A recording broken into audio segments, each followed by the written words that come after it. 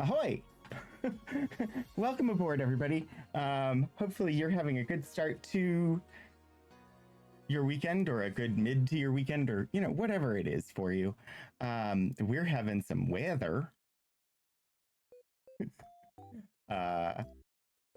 We have, I think, 3 active alerts right now.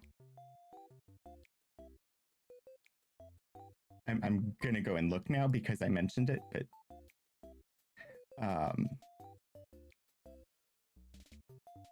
yeah, so there's a high winds watch.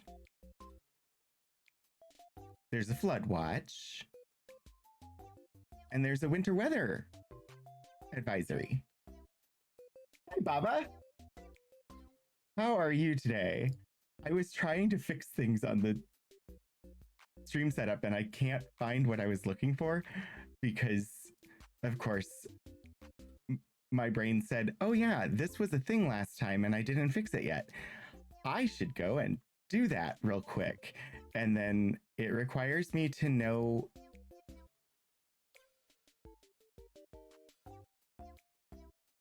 the URL for the Firebot overlay, and I don't know what that is.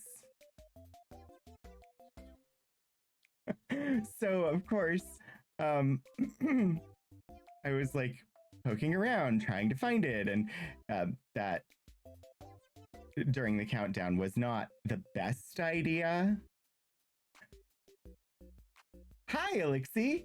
Hi, Puddle Glum. Thank you so much for the resubscription. 40 months. How has it been 40 months? 40 months? Months. What the heck is the... Oh. Huh? What it... No, that does not... It says overlay is ready, but nothing is connected at this time. But I don't know how to get there.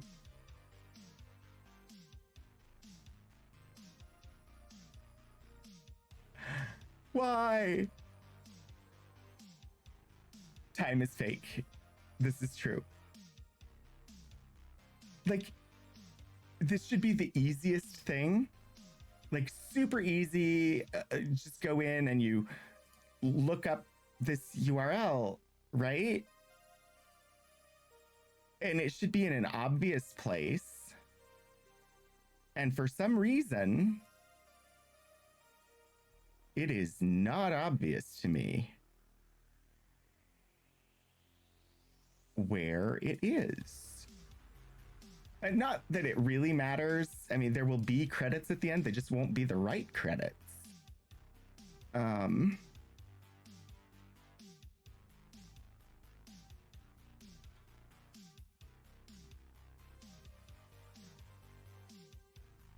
And I know I set all of this up before, so it shouldn't be this difficult, but also, what? Where for? Like, this should be the simplest thing, and I can't figure it out. Where is thing?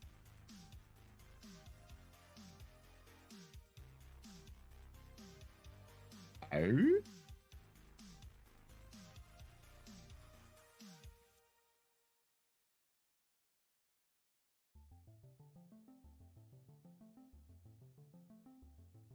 Okay, I'm gonna have to, like, do a search.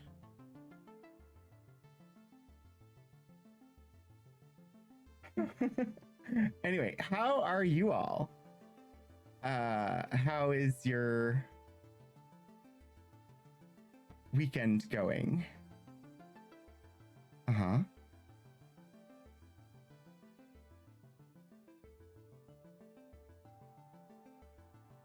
What? Have I just... Oh my god, it's right there.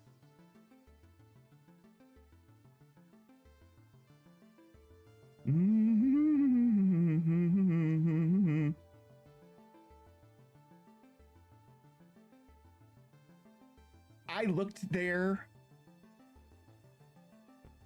5 or 6 times. Literally 5 or 6 times. Looked in the right spot and did not see it. Because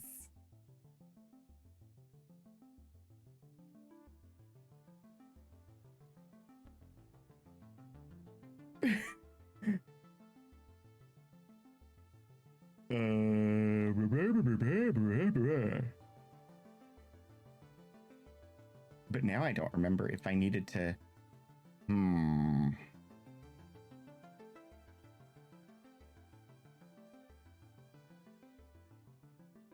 You're moving and stressing about how things move from place to place. Are you excited though about the new place? Prepping to start airbrushing a figurine in your tiny studio. I saw the little video of you doing the snail with the strawberry keycap. Much better than I ever could do. Hello, Hannah. Thank you for the 48-month resubscription.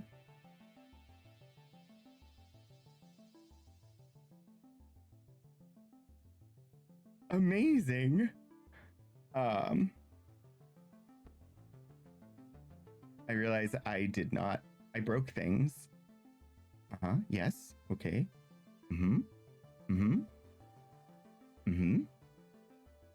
Yeah. Yep.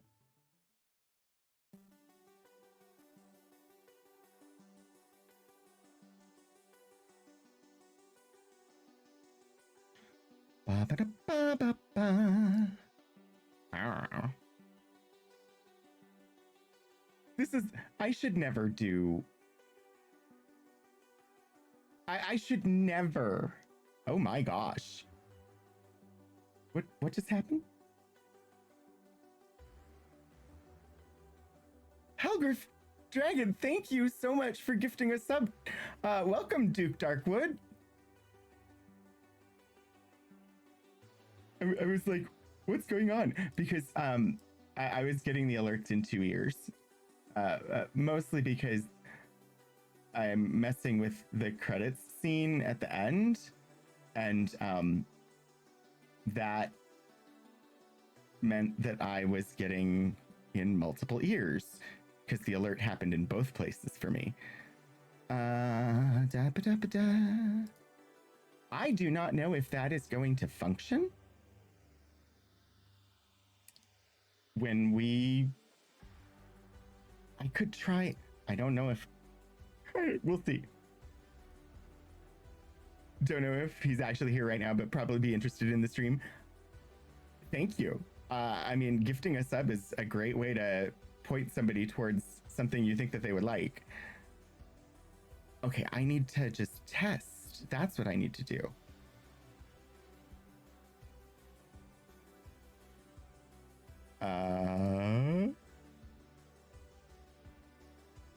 I should be able to, right?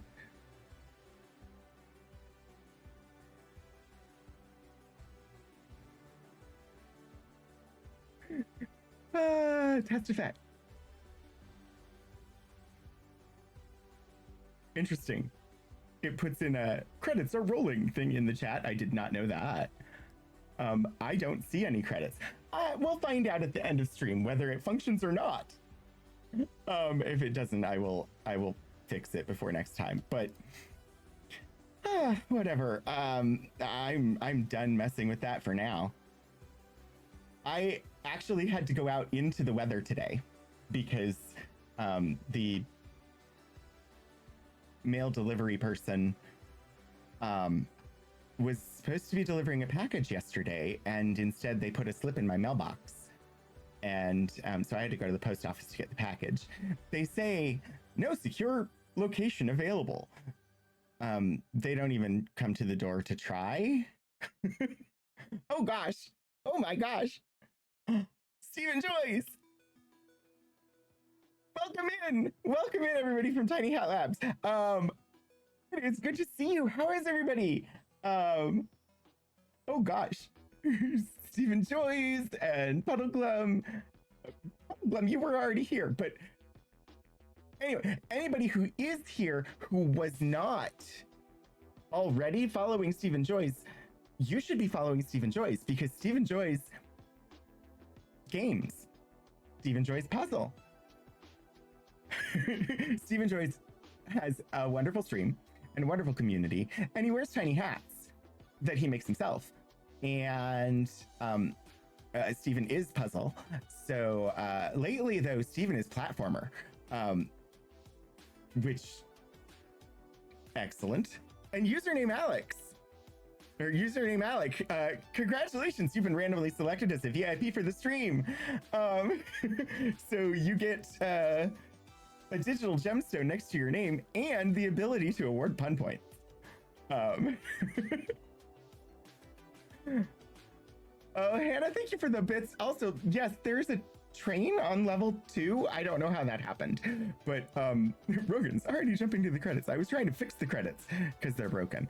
And oh boy, who have I missed people? I probably missed people, but Stephen is satisfactory. This is true. Actually, Steph Sue are satisfactory. Ooh, yes, we should do that. If you are not following Stephen, follow Stephen. If you are following Stephen, but you are not following the better half of Steph Sue, you should follow Anions, and I'm gonna try and shout that out.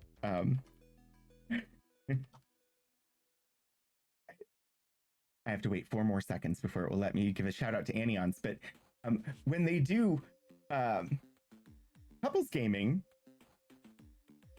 they often you'll get Steven's perspective on one side and Sue's perspective on the other, and you just need to follow Anions as well. Oh, the mug?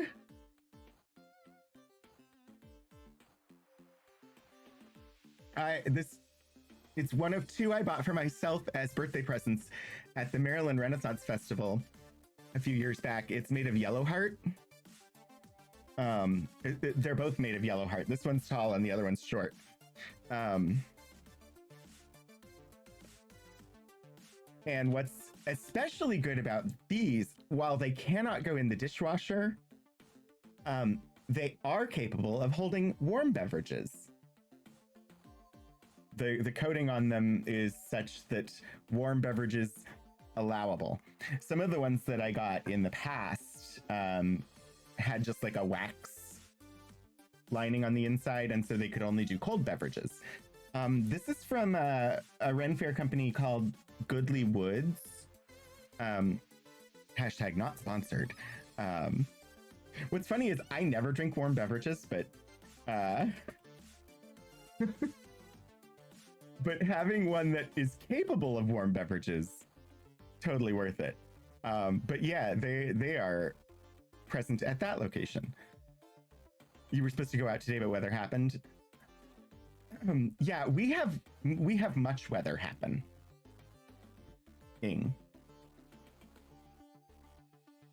There is weather in our location. So over the week, like Tuesday and Thursday, Tuesday and Wednesday we were closed because of the freezing rain that iced over everything and caused lots of power outages. And then we had like a day. Oh gosh, we have 4 advisories now. We have winter weather advisory until 7 p.m. this evening. Freezing rain expected. Total ice around a light glaze. So not too bad. Flood advisory. Flooding caused by excessive rainfall is expected, and that goes through 5:15 this afternoon. Flood watch. Flooding caused by excessive rainfall and snowmelt, going through tomorrow night. And a high wind watch. West winds 20 to 30 miles per hour with gusts between 50 and 60. And that goes through Monday morning. And hopefully the ice on the trees fully melts before the high winds, because the power outages are because so much ice accumulated on trees that their branches got too heavy and their branches broke off and fell onto power lines. So you might have ice later, northern edge of the ice prediction, some snow but lots of wind. Yeah, so much stuff. Amazing. Thank you all so much for the hype train. Level 2, 7%. 3 subs and 230 bits. Plus a raid. Indeed, you have not seen this hat before. Not listed here. More trees could come down if they're destabilized by saturated ground. This is true. You have not seen this hat before because this hat is the package that the Postal Service was supposed to deliver yesterday, that they did not try the door because Philip was home, and instead just put a slip in our mailbox saying that there was no secure location to leave the package. So I had to run over to the post office today to pick it up. But I got the hat and a couple of the pins. This one is the Irish Baker Boy from Boston Scally. Hashtag not sponsored.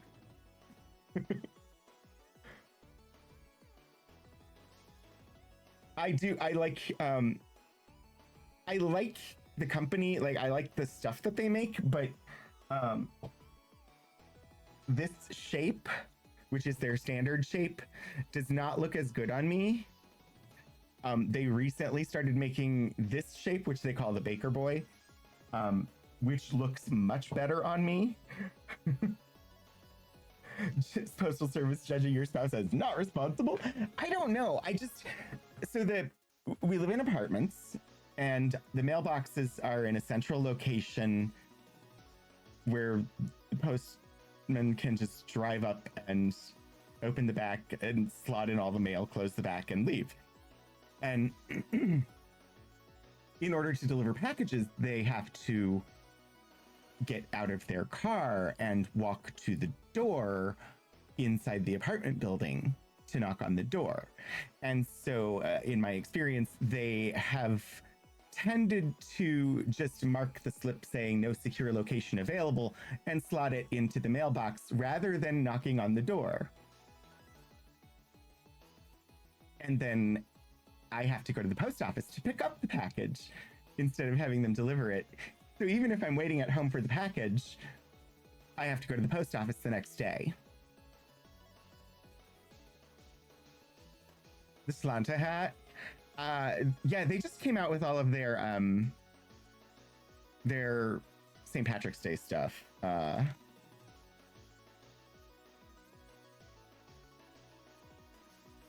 The Guinness hat just came out. I don't know.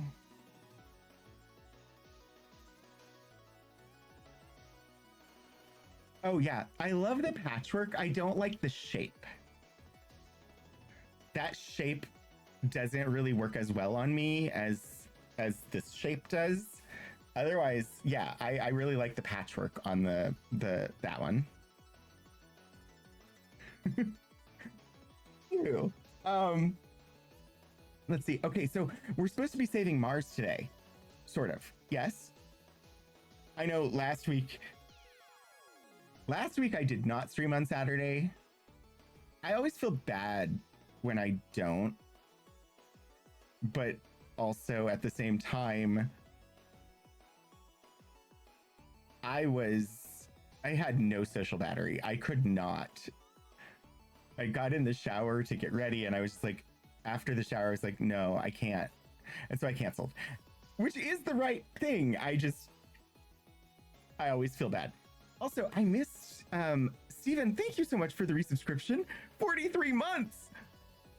Like I saw the raid come in but I missed the resub. Papa Glove, thank you for gigantifying the chaos. Yeah, my main problem has been that it's been like every other Saturday that I need a day, which bothers me, but I'm still going somehow. Yeah, they do have the enamel pins, which I got the green pin to go with this hat. I got the purple one, the violet rose, to go with my standard Baker Boy. Even though technically that one is made to go with the violet rose, which is the name of this hat. But this one I got this, I think it's a white rose. Anyway. Folks understand that IRL stuff can drink. Yeah. But I do want to eventually finish Saving Mars. Today we're going to head over to Argyre. It'll be our first time actually entering the city, because 2 weeks ago, we got big balls.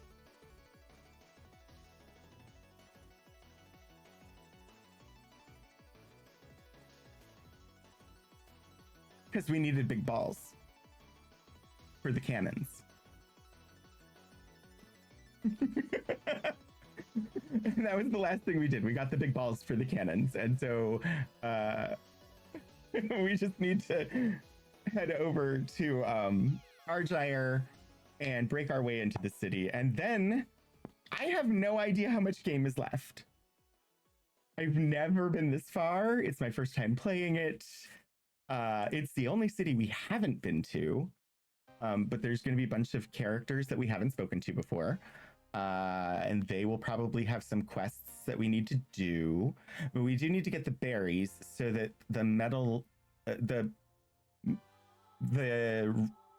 robot a la Metropolis that is inhabited by the consciousness of a Martian can have fake skin to look human. I'm not sure why the Martians want to look human, but that's the goal. So we're gonna head in to the game here shortly, and then Monday we will pick back up with Strange Horticulture, and Wednesday we will have the Archival Adventures stream that was supposed to happen last Wednesday, looking at items from the Black History pamphlet collection, but since there was ice, we were closed, and therefore I did not do an archives stream on Wednesday. Which meant that Thursday I was reorganizing the schedule for upcoming streams and redoing graphics. So it's fine. But if I'm ever sick or we're closed on a Wednesday where I had a stream planned, it creates extra work. Being Shadows is probably better. True. Also, hi, Shadows. Okay, all of that said, I should probably actually get a game on the screen. I know, it's a strange thing to think that on a gaming stream, one might actually have a game. Although we have been playing the game since the beginning of stream. 100%. Like, totally, that's all we've been doing. We've been playing the game since the beginning of stream. It would help if I opened the game. That might make that argument a little bit easier to believe.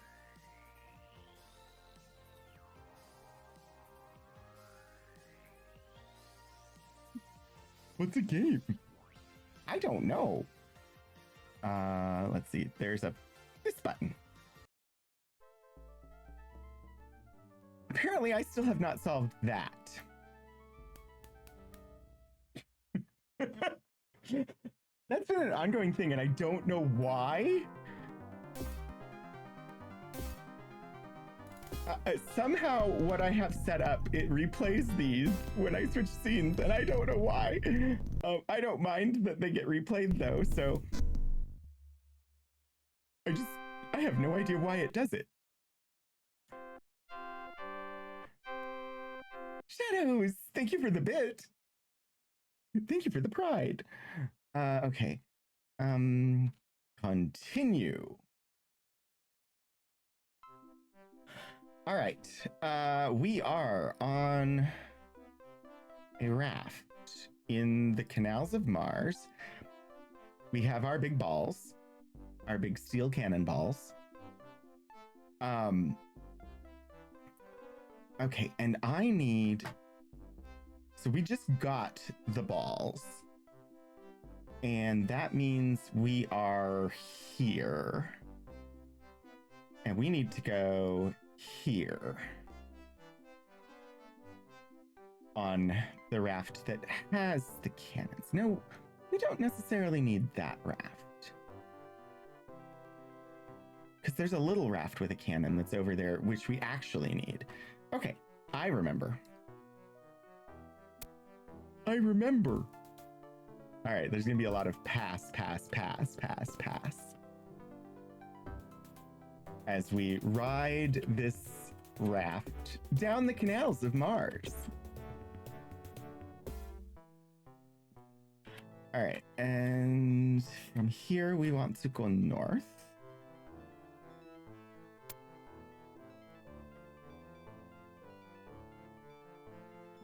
Fingers crossed that we don't get attacked by everything along the way. Because I honestly don't know how much ammunition we have. I have 127 pistol bullets. 102. All right, there's plenty there. Apparently I stocked up on ammunition last week, or 2 weeks ago. Oh.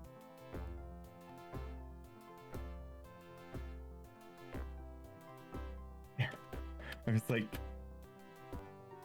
I remembered that I've been increasing the cycles so that the game runs faster, and that I had forgotten to do it. But then I forgot what button did that, and I had to stop and think for a second.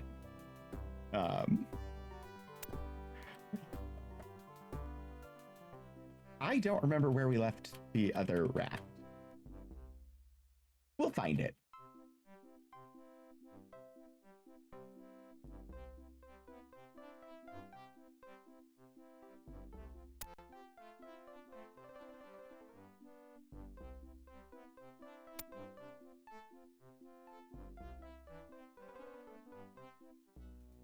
Uh-oh.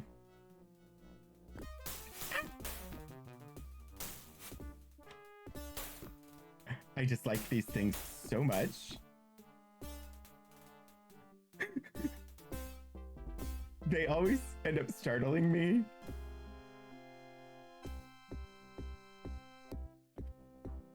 They're like the sandworms of Arrakis, but they are canal worms of Mars.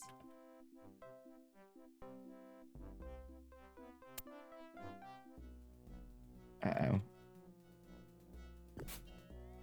Jumping beans! Oh!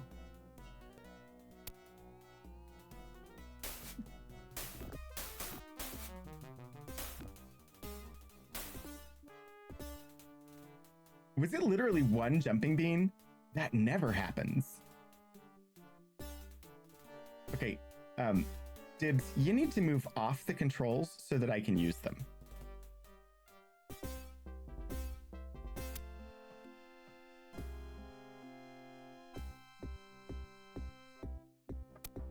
I think we left this other raft over here, didn't we?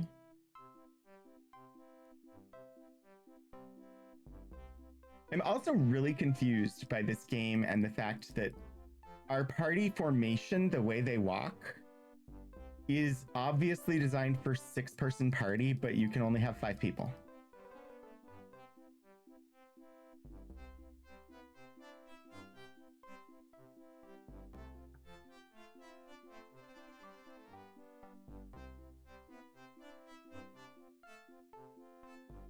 Wait, Oh, I'm not where I thought I was.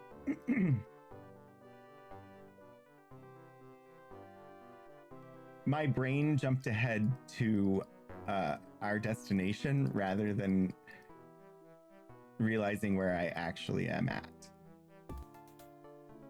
It's fine.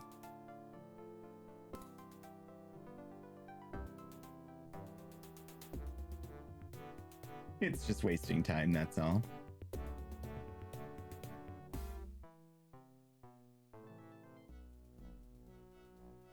Okay, all aboard.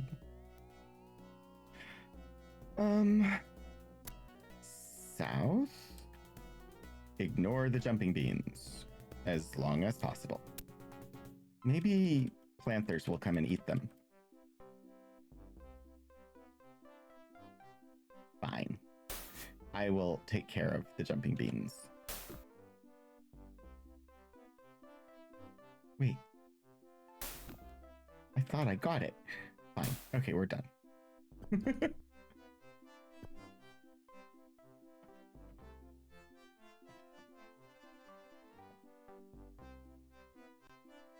Funnily enough, I don't actually know which part of the canal I'm on at the moment.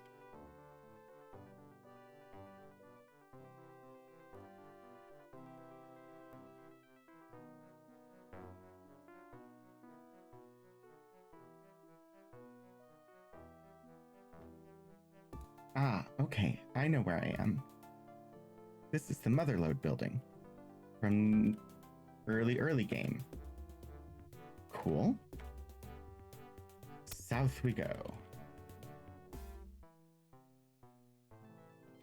And then somewhere down here around Arabia Terra, we're going to need to switch to the raft that has the cannon.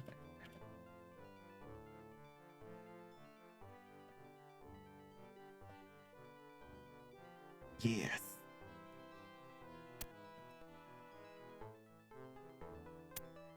First, though, it appears to be nighttime. And at nighttime, it's good to rest. I know it's a foreign concept. It is for me too. Resting at night. If I had the magical ability that people in video games have to be able to go to sleep when it is appropriate and wake up when it is appropriate, I wonder how much more I could accomplish. I feel like if it can support a cannon, it shouldn't be called a raft anymore.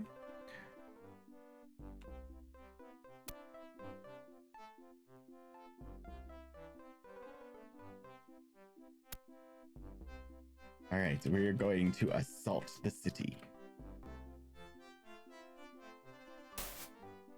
I'm also going to attack the creeping cactus because I don't like the creeping cactus. They multiply.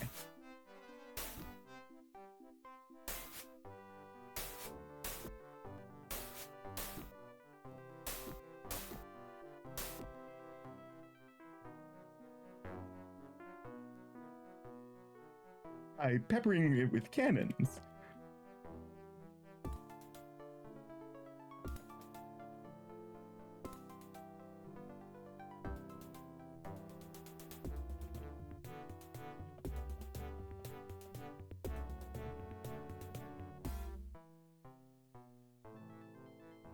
All right, not this one, this one.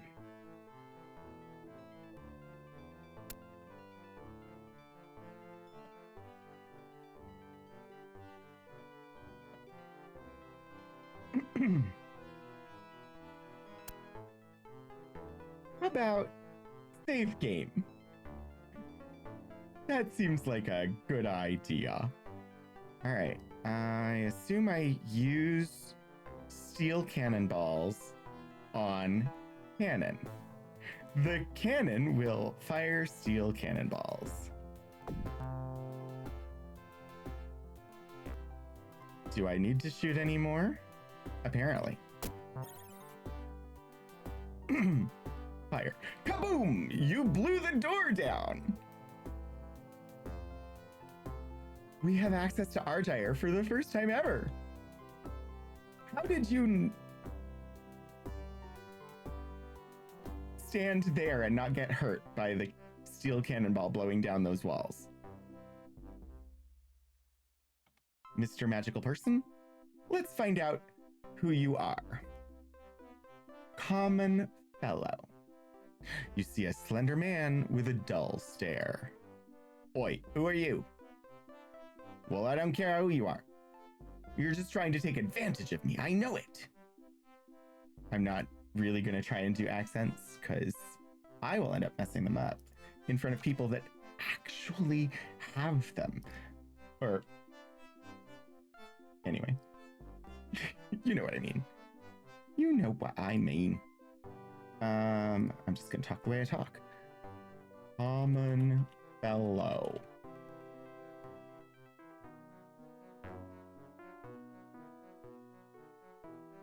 I don't think this is his actual name, but right now it's the only identifier I have for him. Name. Oh, wait, you... Advantage. You can call me Miles. Miles.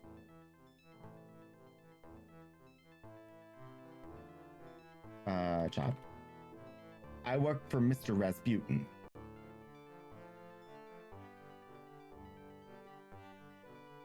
Rah, rah, Rasputin. Okay. You probably think I'm someone you can push around. Well, I'll tell you right now, it won't work. I've been taught to think for myself. That's unfortunate, Miles. You should change jobs.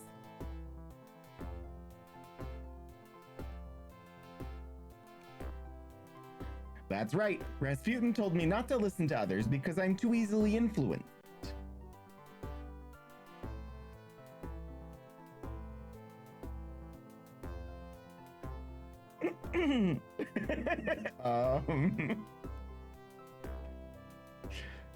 So I'll show you.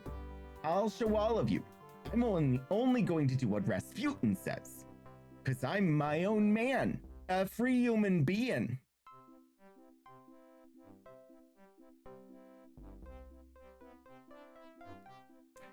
You think you're so smart blowing down our wall, but Mr. Rasputin will put you in your place. He's got the whole secret plan worked out. You'll see.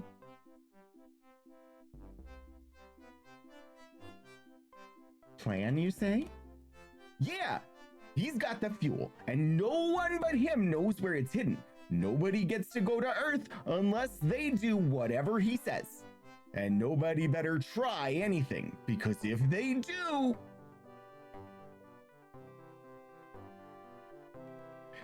Just go find out for yourself.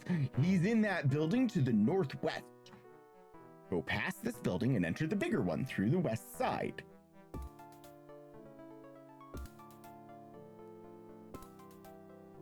Mm-hmm.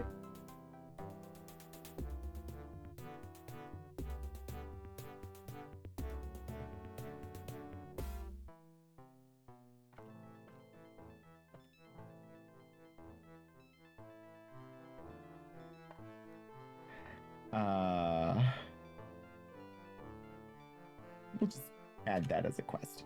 Also, we did this. And it's funny, like, I had those as potential quests, but we've already done both, or well, we know that they're actual quests. So I'm just gonna move them into completed, even though they're not technically completed. Anyway, I'm just organizing my notes. Okay, Miles, thanks for...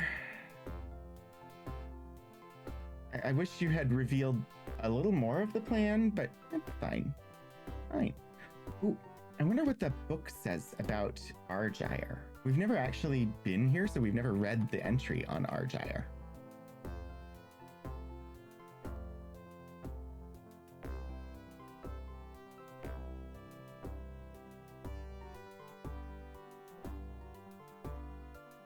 I assume there is one. I probably went past it. Syrtis, Hellas, Elysium, Hellas, Olympus. Oh, Noctis Labyrinthus, Coppertes Chasma, Argyre City. These winding and confusing sections of canyon labyrinths ran just northwest of Argyre. Mr. McGee's cave entrance was on the north side of Noctis, and the cave in which he was imprisoned opened into Coppertes Chasma. There was a marker in Coppertes, a small pennant similar to several others we found around the planet. These had been placed by various members of the first expedition to identify landmarks important to them. When we finally entered Argyre, I was reminded of a modern industrial town in America. There were few glass walls and no gardens, but the barge station was easily accessible and larger than any other we found. This was obviously a city dedicated to the production of goods with no thought for the comfort of its inhabitants. Raksach's view of a perfect world, as we saw it reflected in his city, was one in which no soul with any humanity, or whatever the equivalent would be for Martians, Martianity, could possibly be content.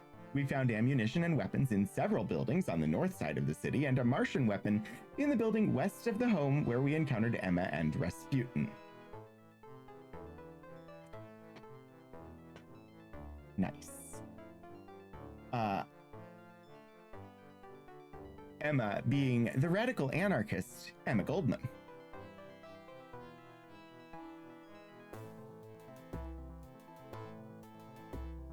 So we're about to have some historical figures.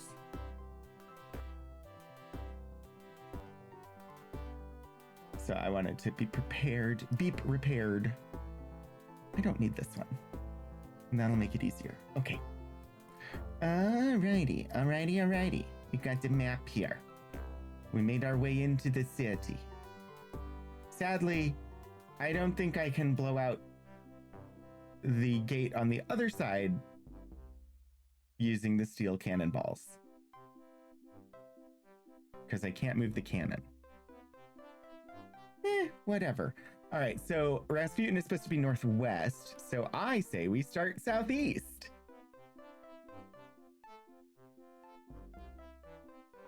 Because that's how video games are played.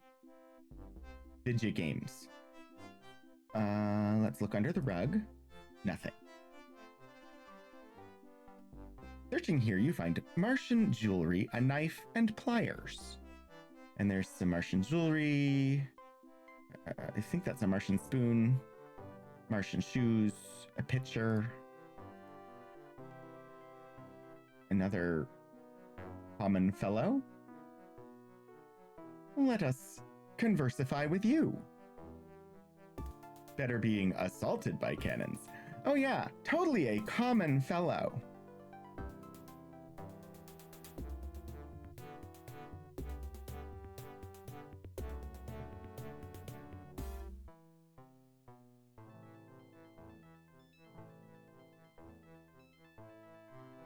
Although, I was going to say, because eye patches with stocking caps and striped shirts, very common in 1991. He doesn't look like a pirate at all.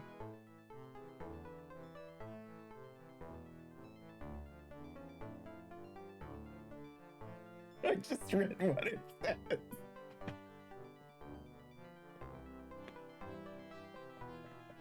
Oh no. You see a plump thug.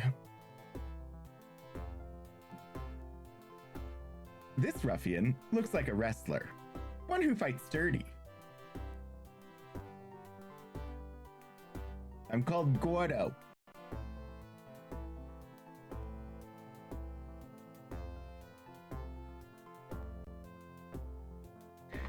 Well, I used to be a bodyguard. So many adjectives. Yes, adjectives. I don't know why I said adjectives, but...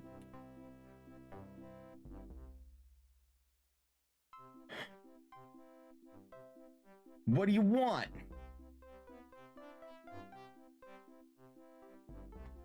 I would protect Rasputin from wild animals. He probably is not supposed to sound like he's from New York or New Jersey. He's probably, despite the black hair, actually a Russian thug if he was Rasputin's bodyguard on Earth. But he's a monk, you know. Pure heart, pure mind, pure body. He's going to lead us into a new age. Look, I'm walking here. Yeah, exactly. Yeah, no more wars, no more factories, no more czars.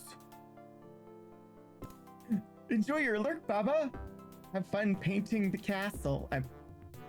Whatever it is you're painting.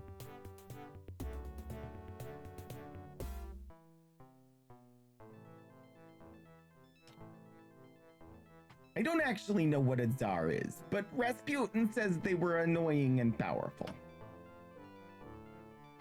Go ask Rasputin himself, he might know. Bye. Oh, Gordo. An interesting character.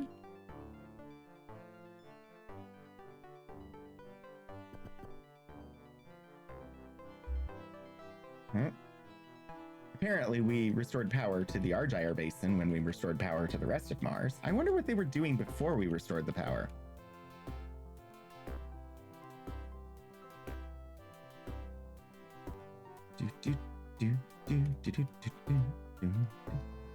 Alright, so we've done the periphery. I doubt there's going to be anything under these rugs, but I will retrieve the revolver from under the rug.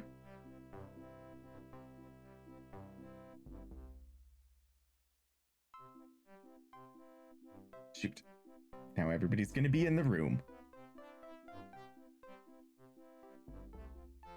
What? Out of range? Not possible. 9! 8, 7, 6, 5, 4, 3, 2, 1. Out of range. Can I please? Off. Fine. Move nothing. I want to move this rug. But it won't let me do that. Okay, can I do this? Is it a sliding puzzle?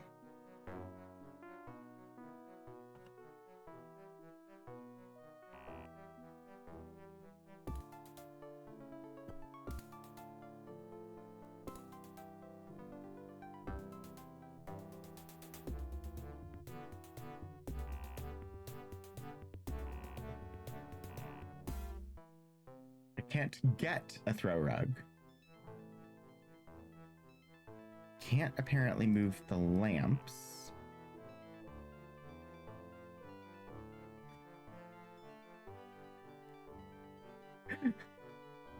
I don't even know if there's any reason to do this at all, but I feel like I should try. Ooh. Thought. Haha!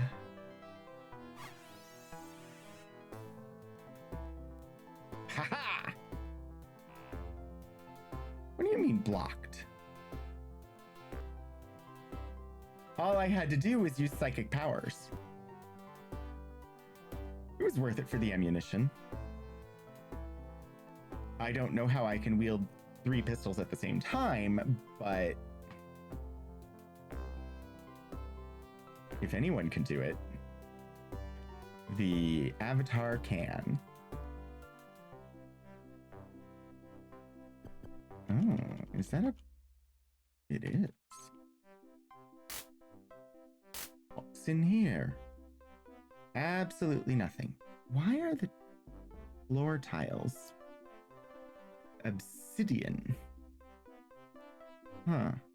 I don't know why the lines are different on the tiles. It makes me suspicious. Oh, the Argyre Dream Machine. Okay, there's no fountains in front of it, but we know where it is now. That knife appears to be sitting in a pool of blood.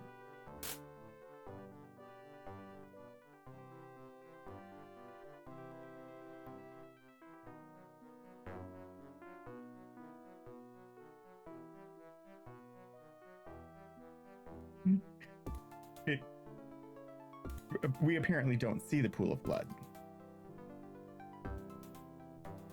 But yeah, that machete was sitting in a pool of blood. Great. Totally fine.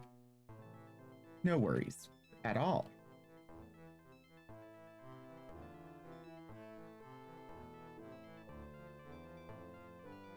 All right, that's Gordo. Our psychic power fades. The gong and the gong hammer. Okay. Yes! Rouge berries! We have now recovered the thing that we needed from this city. It's not the only thing we're going to do here, but we did need those.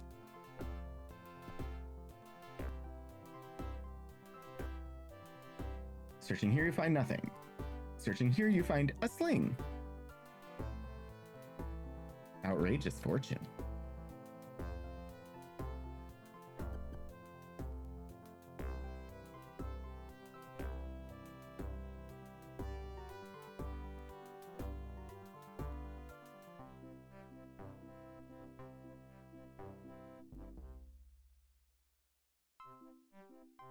And we've got a bowl and a spoon. Is that just sitting on some jewelry? Yeah, jewelry. Okay. A crystal glass. That's just a plate. Fine china. And there was nothing in the crate. They were just using it as a table.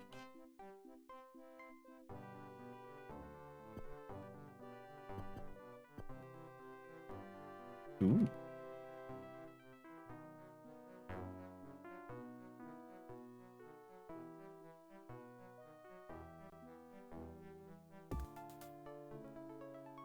Those are just regular blueberries, though.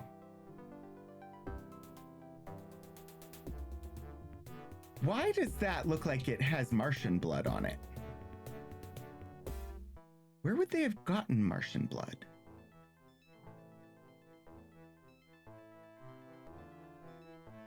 "15 chips of radium?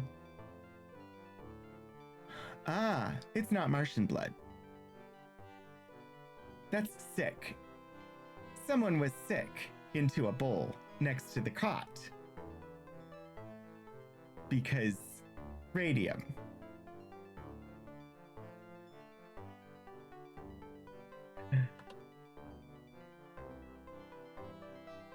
We are about to be assaulted by automatic advertisements.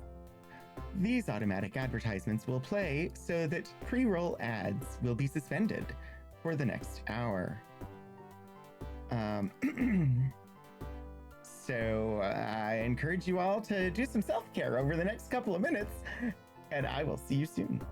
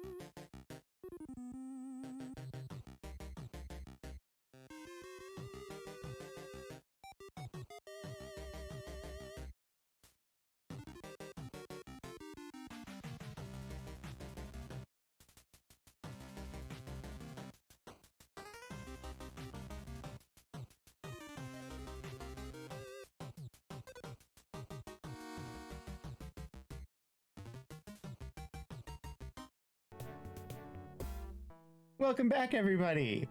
Okay, we should no longer have to deal with advertisements for the next little bit here. So let's get some radium chips, which is awesome because that will mean we can power our freeze rays and heat rays.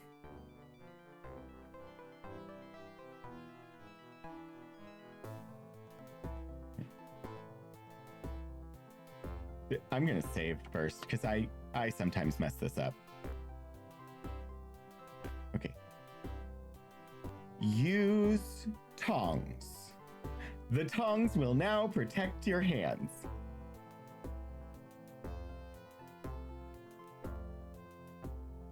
Use tongs.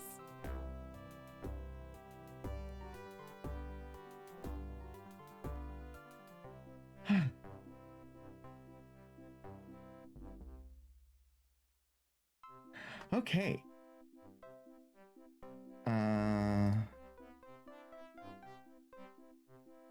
right, I'll put one of these here.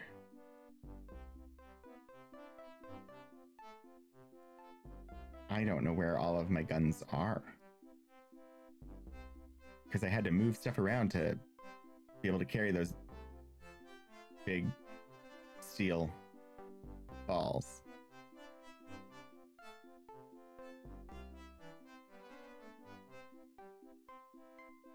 All right, that's a freeze ray.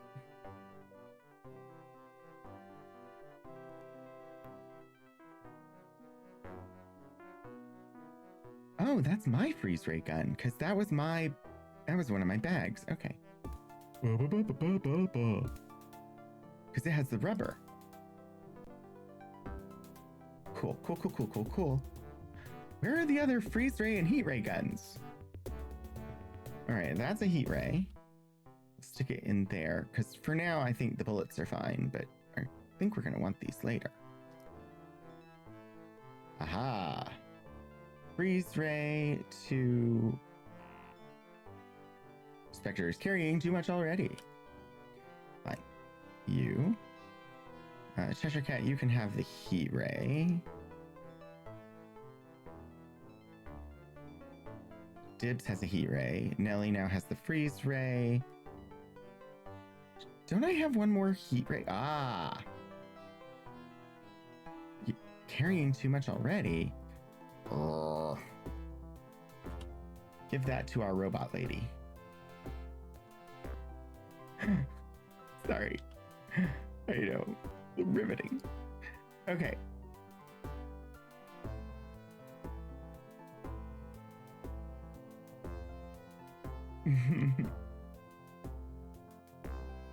Oh, that one has 17 charges. Yes, dibs on the heat ray, yeah. 0 charges. 0 charges. 0 charges.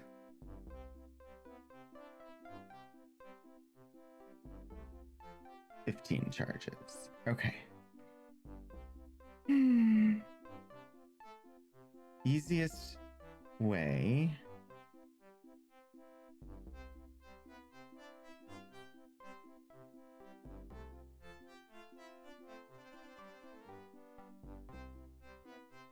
How many? 2.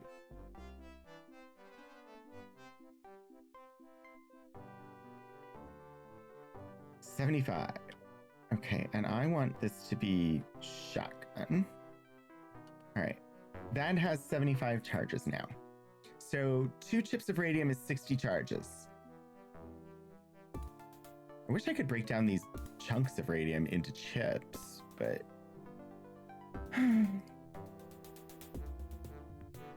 Sadly, I cannot.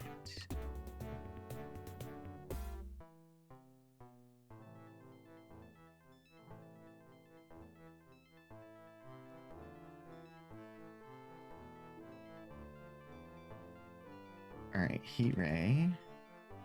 Actually, Let me just gather all of these and get them charged up. Oh, I'm so excited.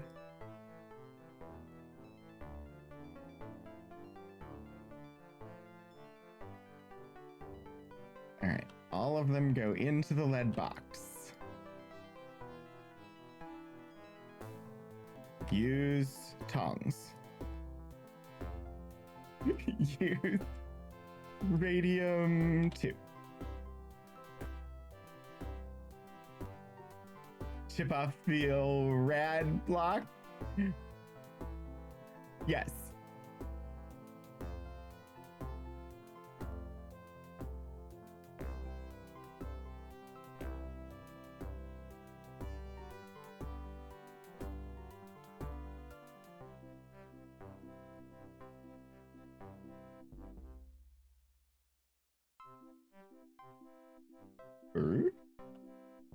Oh, okay. I didn't realize I had put mine back in there, but it's fine. I have 135 charges on mine. Use this. Use.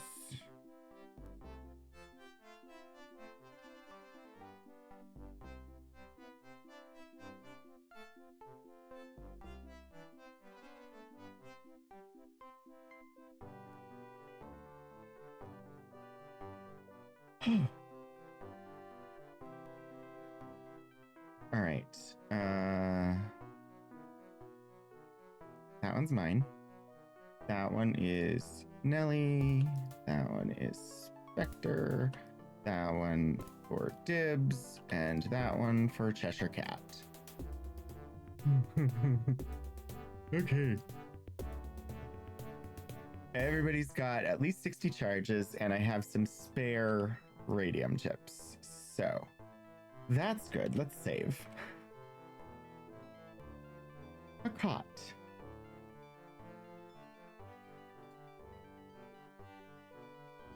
Cool, cool, cool, cool.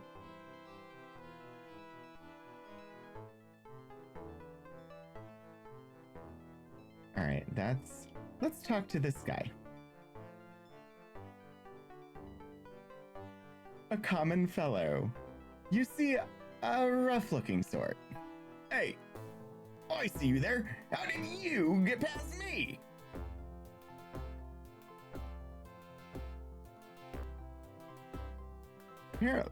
Apparently that's all he's gonna say. And he's not even gonna come after us, so sure. Rouge berries. They can make the skin look human, even though it doesn't make sense why you want that. Yes.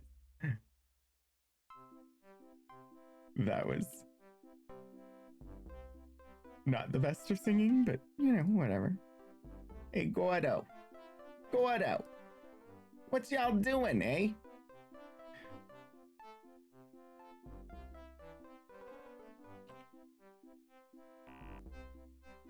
Out of range? What do you mean, out of range?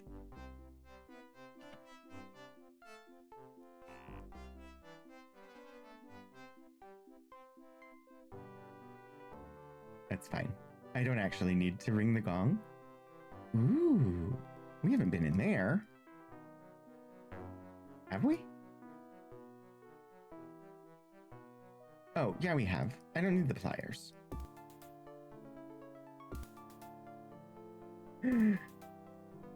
Alright, that's Emma Goldman and Rasputin in there. We'll go there last.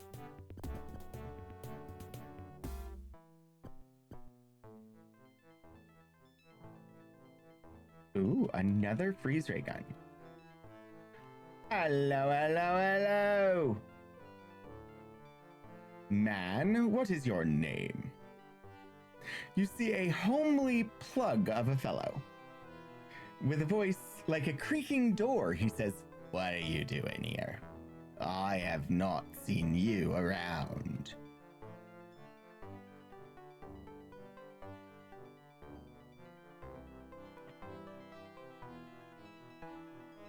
with a voice like a creaking door. So descriptive. Oh.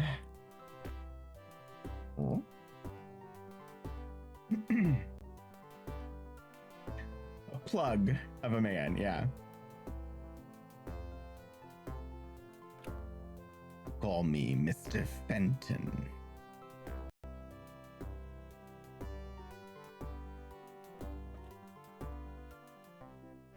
I don't believe you're a historical figure. You seem to just be some generic gangster.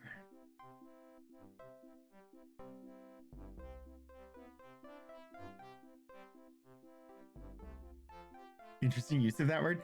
A plug of a man I would take to be like, think of like Danny DeVito.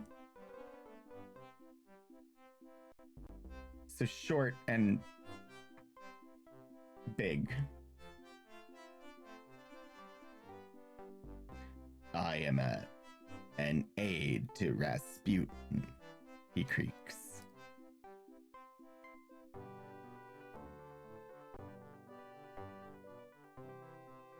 I thought I knew everyone in this land.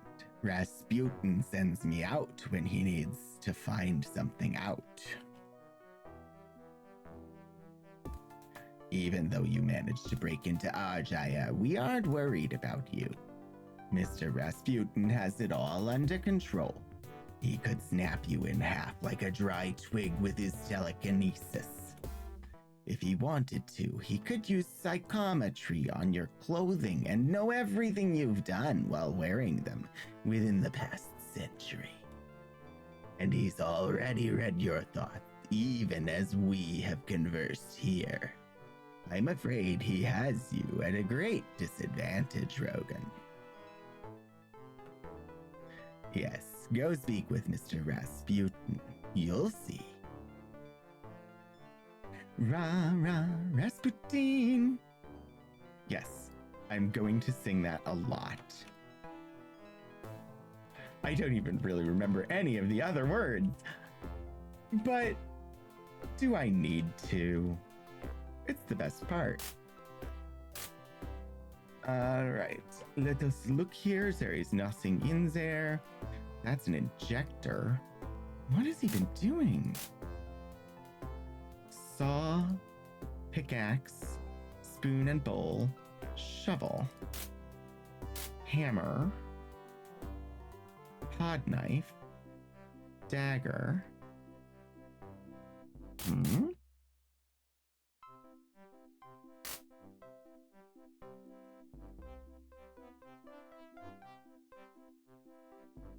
Been in there. I don't think I've been in here, have I? And that's Fenton.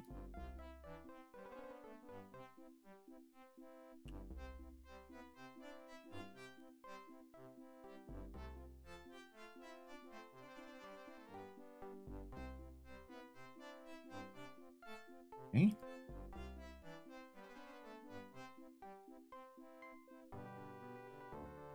Ooh. We will grab those blueberries and those brown berries.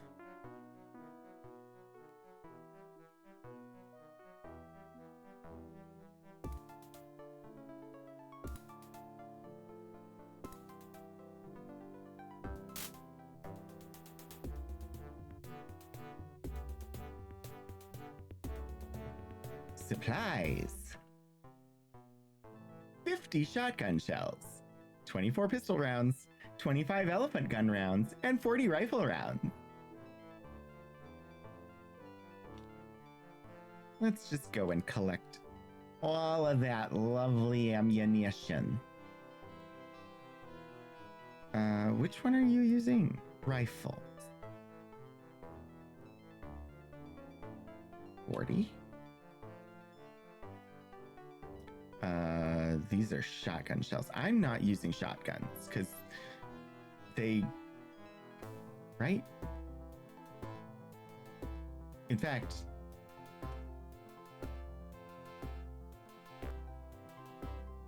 yeah, because the shotgun does a wide dispersal.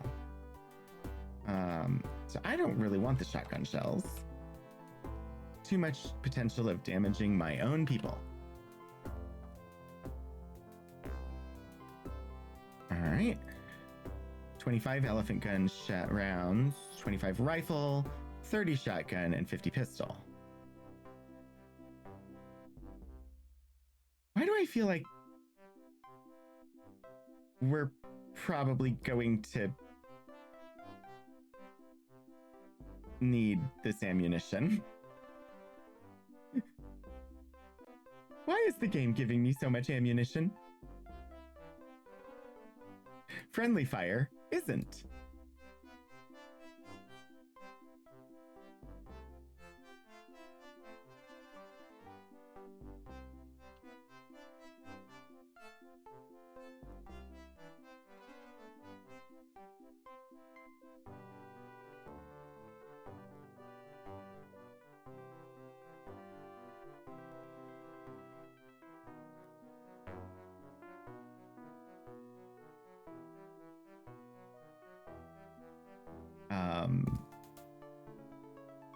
Somebody's got a crowbar.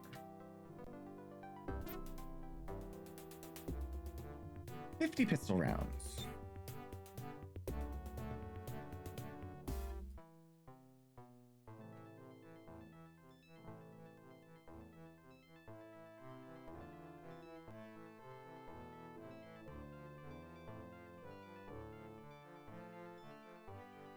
One of the games I play doesn't call it friendly fire, mainly because there are no guns in the game.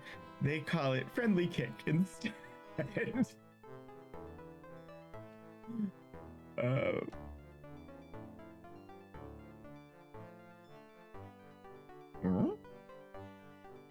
What? What?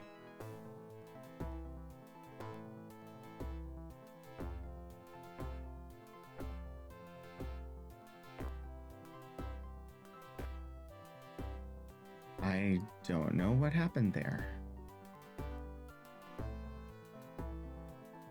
No, we'll leave you with that. Okay. I will take the ammunition. I'm a little leery of why the game is giving me so much. If you're using fire spells or magic, it should still be called friendly fire. It's a fun game. Maybe I should put it on the wheel if you... I have not played Quest Hunter. You find a saber, a machete, a hatchet, and an axe. So the game really wants us to be armed and wants us to make sure that we have weapons that are usable if we run out of ammunition. All right. I have that saber.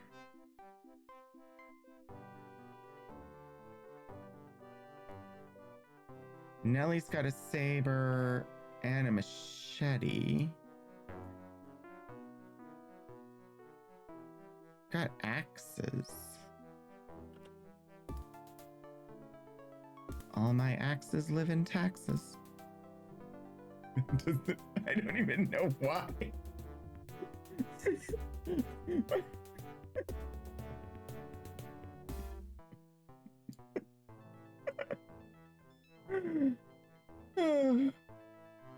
Thank you, Hannah.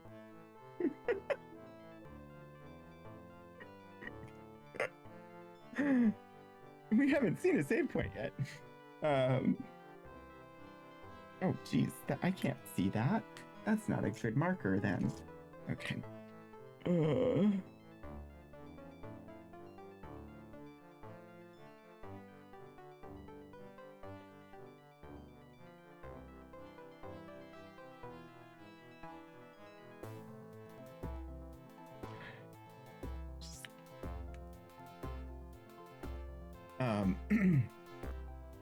All right, so Cheshire Cat has an axe to grind.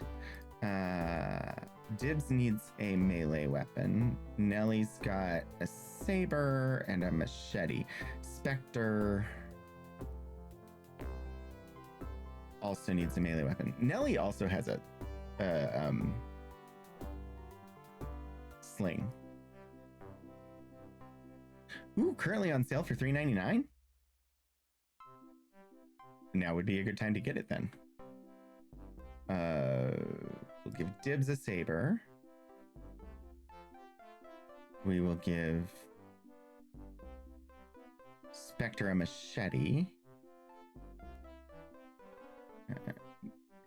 I have to give the hatchet to Nelly, because I just feel like she needs to have a hatchet. We'll give the spare machete to... Okay, everybody's got 2 melee weapons. I did! Thank you, Shadows. Okay, what's in this trunk over here? 37 shotgun shells. 58 rifle rounds and 73 elephant gun rounds. An elephant gun and a Belgian combine.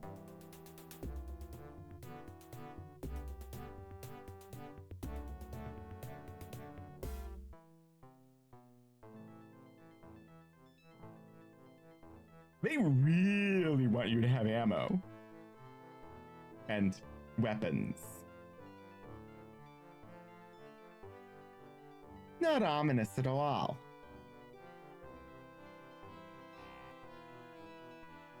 Fine. We'll give them to Dibs. Okay, everybody is armed to the teeth.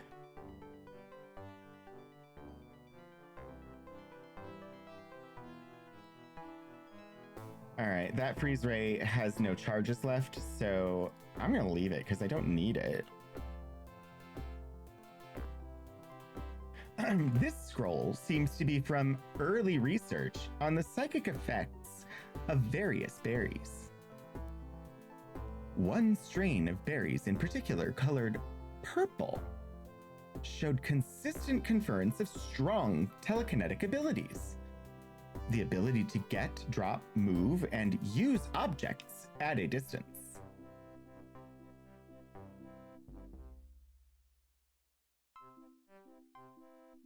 Other strains mentioned, but not as readily identifiable to you, provided clairvoyance, the ability to sense or see one's entire surroundings without the need for light and without obstruction by opaque objects. There is also mention of severely poisonous effects of certain strains, resulting in many Martians requiring hospitalization and even a few fatalities.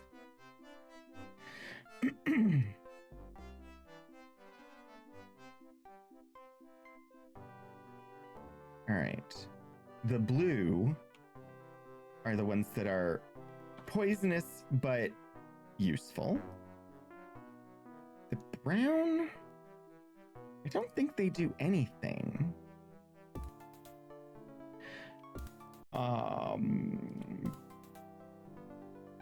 Very good, very good, very good.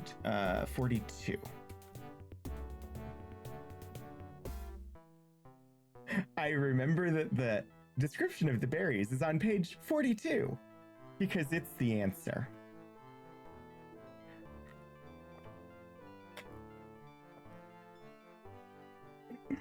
Blue. These berries were only found in 1 or 2 places. Discovered they made us nauseous and dizzy, but they did cure radiation poisoning. Yeah, the answer to everything. Purple. These berries were soon named TK, or telekinesis berries. Whoever ate one could move and retrieve objects at a distance. Brown, CV, or clairvoyance, allowed us to see everything in an area, nullifying walls, darkness, and any other obstructions. However, they also made it difficult to sleep until their effect wore off. No place could be dark enough to let a user fall asleep or heal. Green, psychometric, or PM berries had limited usefulness. They allowed us to communicate in a rudimentary fashion with a few objects, but only in the most complex ones. We were in fact only able to find 3 objects whose aura displayed the required complexity. The power station conveyor belt. Really? I did not know that you could talk to the power station conveyor belt. The power tower at McLaughlin Crater, and the dream machine in Hellas. I didn't know you could talk to the power tower either. These berries too made it difficult to sleep in Hio. Rouge, not edible, only useful in preparing specific kinds of dyes. Small red berries with large green stems. These proved useless and inedible. We did not name them. All right, well. Okay, so we've got... These are telekinesis. These are psychometric. Those are clairvoyant. These are useless. And those cure radiation poison. Okay. I have a feeling I'm going to need to use some of these abilities soon.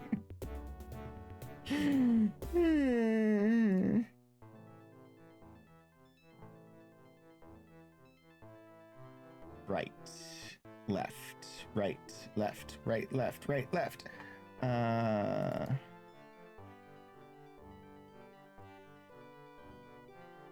Okay. I have been to this building and that building, that building, that building, that building. Okay, went there. 4 is the one we skipped. 5. We've not been there yet. Oh, no, 5 is over there. What is this? 6. Okay, this is freeze ray gun. Okay, so I need to check and see. There's like 3 more buildings that we might not have yet been in. Oh, no, we've been to that one. And then that one. So did we do this one? Yeah, okay. So the only place we haven't been is the one with Rasputin and Emma Goldman. And, okay, rouge berries are indeed right here. Also, was that a... Oh, it's a power tower. Cool. I have 3 rouge berries. That's probably more than I need, but it's nice to know that there are spares.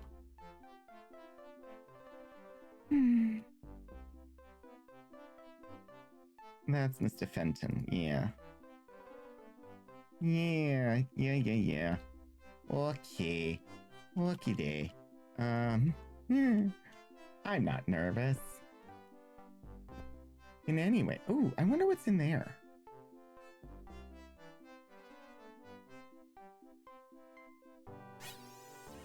Oh.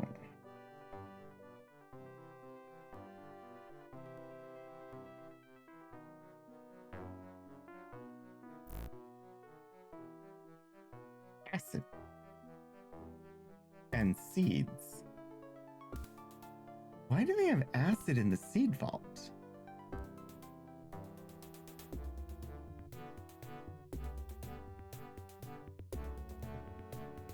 Also, I now cannot sleep. That might not have been a great idea. I can't sleep or heal. But while I'm at it,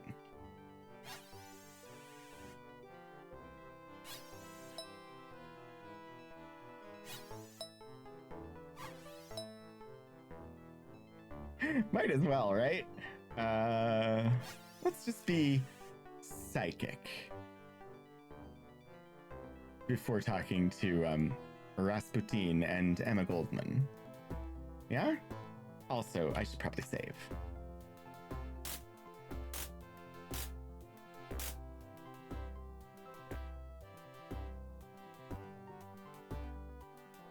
An obsidian box. You find a book.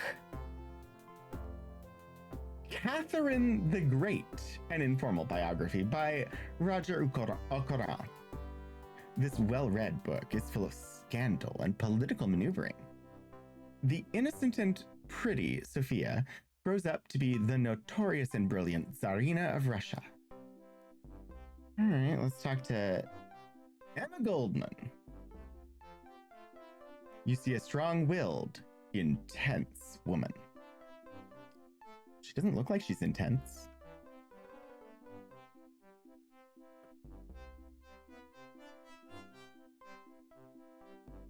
She looks like she's in a hat and spectacles, not in tents.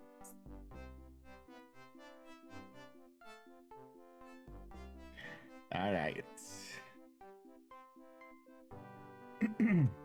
She looks you over boldly. I'm Emma Goldman. Glad to meet you. Please, make yourself comfortable. That's not intimidating at all. All right, historical figure time. Did I move this over here? I thought I did. She may be out camping.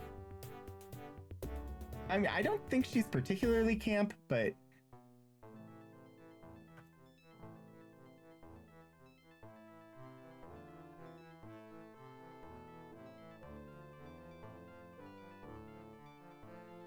I cannot hear her name without hearing part of the musical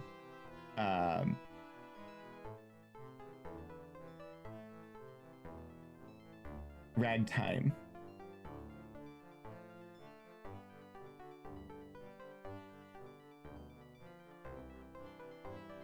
Because the musical Ragtime, she is a character in the musical, and she's the radical anarchist, Emma Goldman. Emma Goldman, 1869 to 1940. Anarchist and proponent of birth control and draft obstruction, Emma Goldman was born in Lithuania and raised in Russia. At 17, she moved to the United States, where she soon became involved with anarchists. Arrested several times for inciting riots, she was convicted of interfering with U.S. preparations for World War I and sent to prison. Deported in 1919, she went to Russia but disapproved of the Soviet regime and moved on to England and later Canada. Late in life, she took an active role in the Spanish Civil War. Her role in events on Mars is clouded in mystery. All right. What's your job? On Earth, I was limited to being an orator. Speaking to groups. But here I have much more opportunity.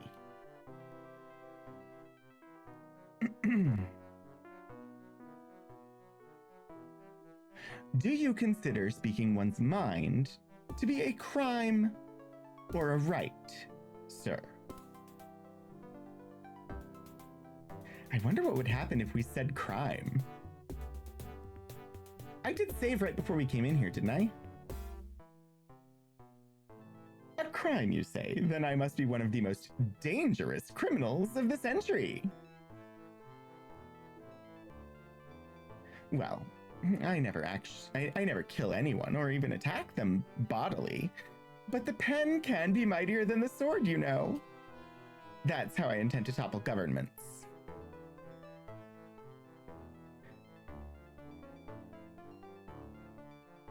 Let's see what she says if you say right.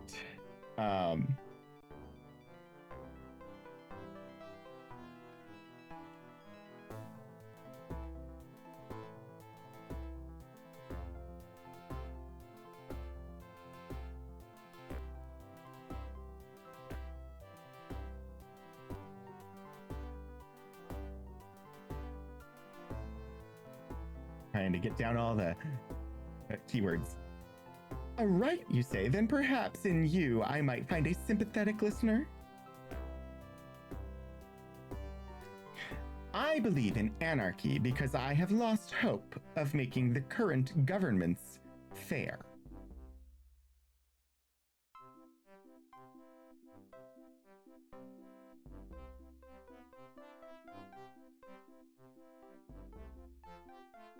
Let's see. Government. Most governments were created to enrich the rulers, not to help the ruled. That's why there is no hope for any of them. Even beautiful America is run not by the president, but by the rich people. If people are to live in a fair society, be truly equal, the only power all citizens have is to enforce anarchy.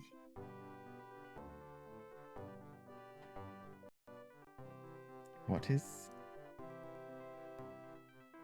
Things to say that will always start a riot. You guys want a riot?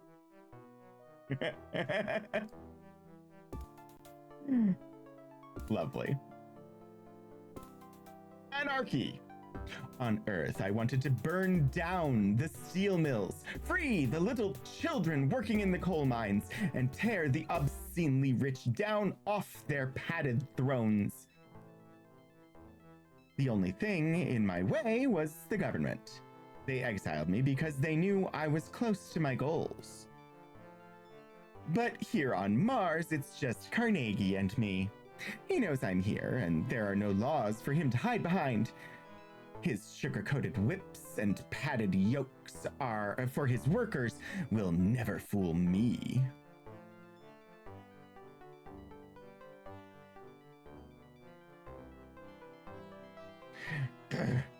Suddenly her eyes grow wide and she looks very much like a pit bull. I'll break his monopoly on the goods on Mars, just as I broke his reflectors. You broke the reflectors? After Lowell left, Carnegie took control of them. He must have used them to tell Earth to send him more supplies. I don't know that Morse code, but I can see a clear opportunity to take advantage of us. Equal rights for women is what I'm speaking of. No girl should have to marry for money. No girl should be subject to an arranged marriage. No woman should have to bear children if she doesn't want to. Governments are too busy being corrupt for me to hope that these injustices will be addressed. The answer is anarchy. All right. We've gone through that line. Speaking. Human beings must convey all information by writing or speaking. That's not true. I am a writer and speaker. I therefore am very powerful. There are other methods of conveying information than just writing and speaking. And you are very handsome. You could help me get rid of Carnegie. Only Grigory Rasputin has more power than I do here.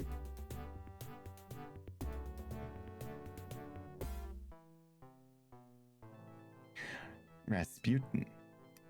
He will direct our energies, and so I shall voluntarily assist him.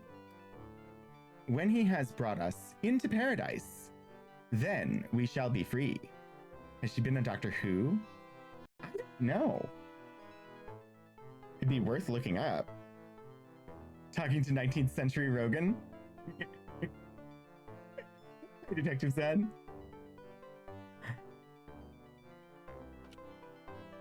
Oh, we're talking to Emma Goldman. Yes. Free of oppression, free of tyranny, free of corruption, free of government.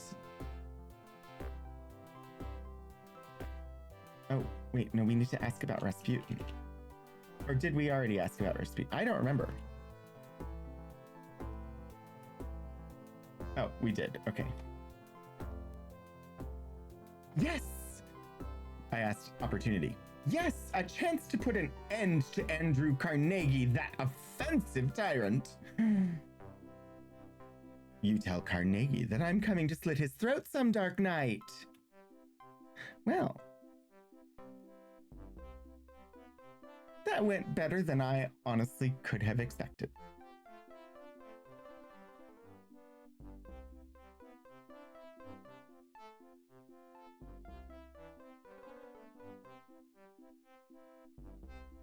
Oh, I can't remember how to spell his name.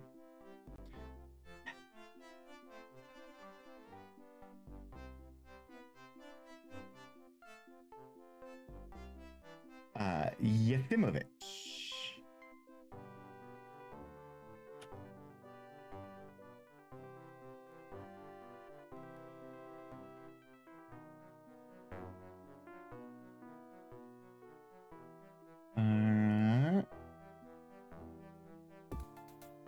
Okay.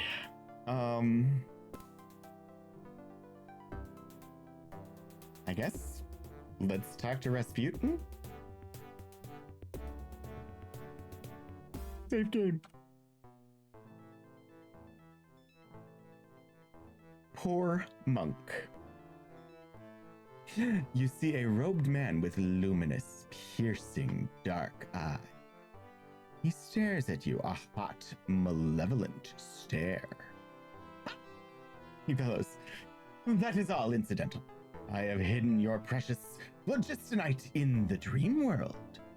You dare not try to remove it." I'm not going to try and do a Russian accent. It's not one I really do super well. All right, we know his name, but let's ask him. You can call me Rasputin, but my true name is Raksak. I didn't ask Emma Goldman her name.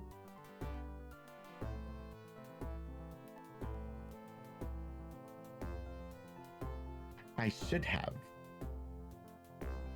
Ooh.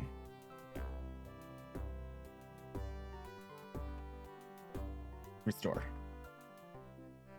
I just want to see. Name. Emma. Emma Goldman. Nellie whispers to you, "Careful, Rogan.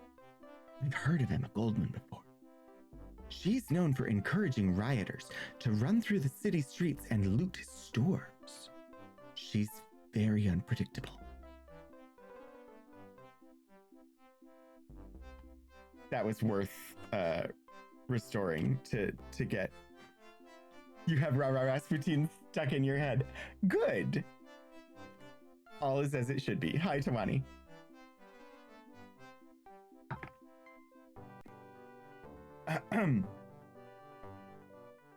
We forgot to. I forgot.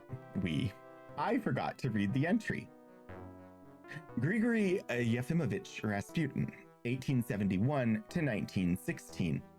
At the time of our Martian adventure, Rasputin, Russia's mad monk, was a wandering holy man and mystic yet to make his mark on the world. He is said to have possessed mystical powers of persuasion, particularly over women. Alexandra, wife of Tsar Nicholas II, fell under his spell. And through her, Rasputin influenced the Tsar himself. Often blamed for the conditions which led to the Russian Revolution, he was ultimately assassinated by conservative forces in Russia. The story of his execution is a strange one. Legend has it that he was poisoned, stabbed, shot, and then raided by the DeLevleys. Hello, DeLevleys. Welcome. It is good to see you. We are here on Mars. We just finished talking to the radical anarchist Emma Goldman, and we are about to talk to Grigory Yefimovich Rasputin, who is possessed by a evil Martian. We're trying to save both the Martian race and all of the important figures of the 19th century. So you found Emma Goldman on a Murdoch Mysteries, a detective drama set in the 1890s. Also, if anybody here is not following DeLevely, go follow DeLevely. You'll have a DeLevely time, and there may be science. If Rasputin asked you to watch his swinging pocket watch trick, don't do it.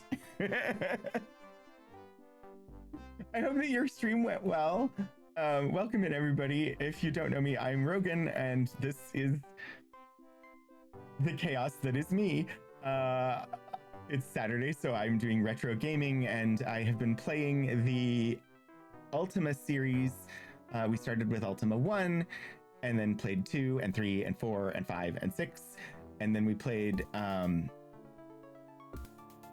Worlds of Adventure 1, Ultimate Worlds of Adventure 1, Savage Empire, and this is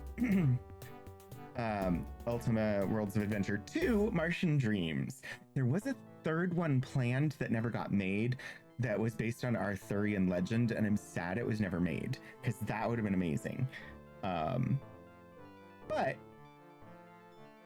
I've been playing this game for probably about a year because I broke it twice and took a break.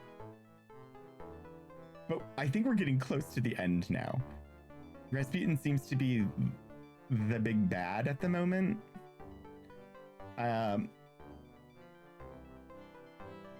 There are bios on the historical figures, and so I'm just reading through that right now.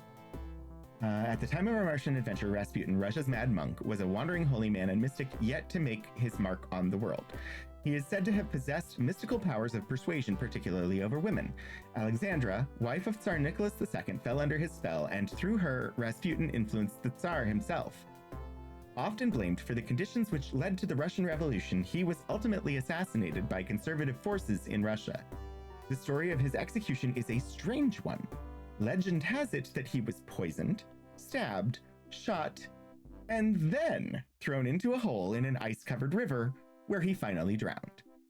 Tales of his psychic powers take on greater, more frightening significance in light of events on Mars. There may be more truth to the tales than modern men care to admit. Well, I mean, we are presently confronting him while armed with our own bevy of psychic powers. So, you see a robed man with luminous, piercing, dark eyes. He stares at you, a hot, malevolent stare. Ha! He bellows. That is all incidental. I have hidden your precious phlogistonite in the dream world. You dare not try to remove it. And the only reason I ask his name is starting with Ultima 4, the second trilogy, 4, 5, 6, and the two Worlds of Ultima games, which use the 6 engine. The name is something they will always respond to and usually gives you more prompts. Name, job, and the name of their home city typically are keywords that can lead you to other keywords. Modern men are jerks. Who believes them? So, you can call me Rasputin, but my true name is Raksak. Cheshire Cat gasps in disbelief. No, it can't be. Raksak is the one who made the plague. Rasputin grins evilly. Even so.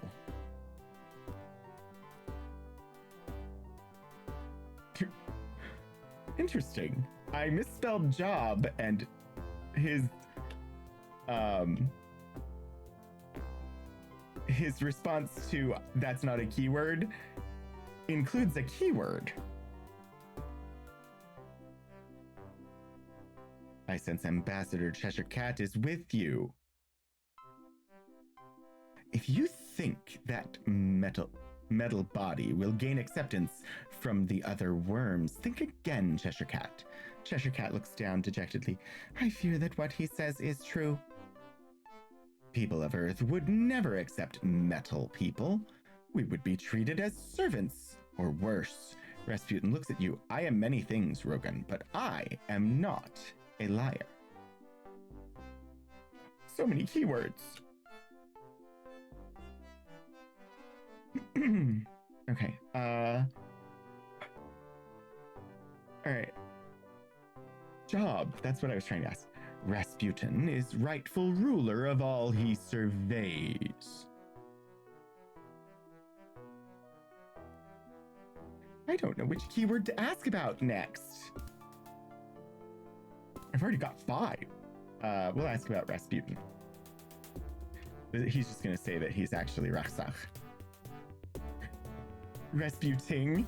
Yes, what?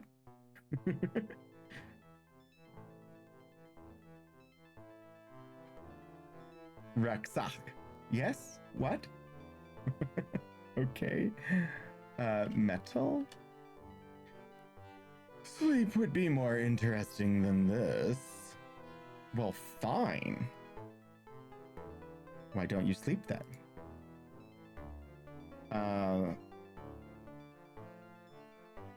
Interesting. He doesn't like... That must be a keyword for something in the future. You're wondering how he hid fuel in the dream world? Psychic abilities, I assume. I have perfected a way to send real objects to the dream world.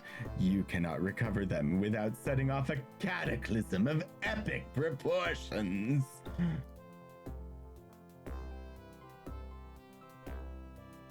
Well, I do have a Cheshire Cat with me, so setting off a cataclysm makes a lot of sense.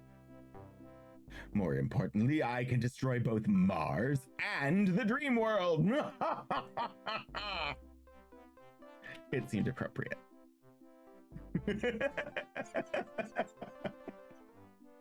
Exactly, Tawani.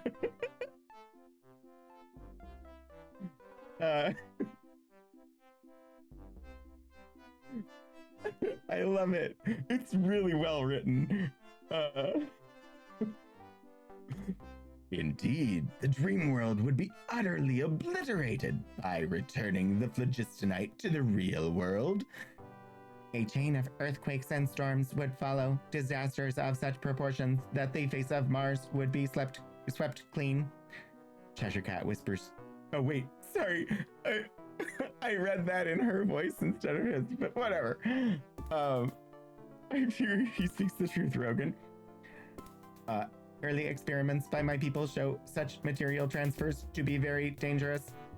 We must free my people from the dream world before we tamper with the very structures of reality and dream reality. Okay. I don't know if free is a keyword for him or a keyword for her.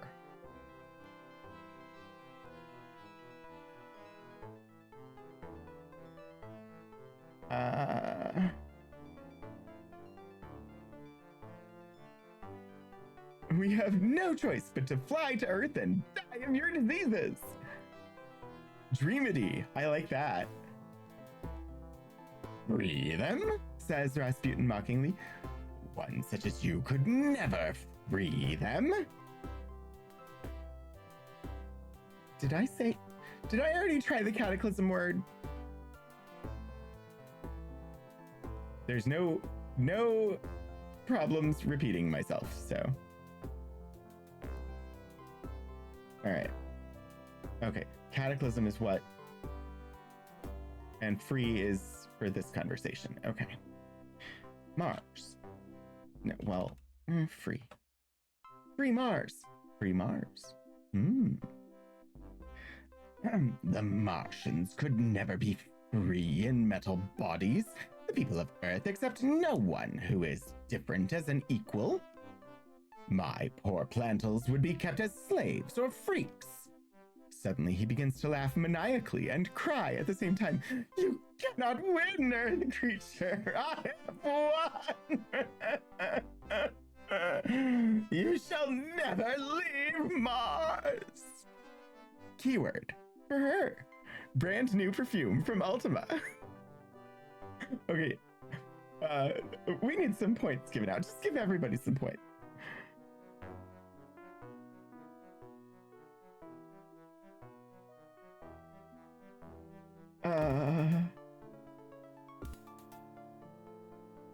Mars, with the useful explosive you call phlogistonite, I can shatter this planet like ice beneath a hammer. Dr. Spectre frowns. Even if he's just hidden the stuff, it's still a possibility, Organ. Even a well-placed dynamite charge could cause the fragile Martian volcanic shelves to fracture. Phlogistonite is far more dangerous.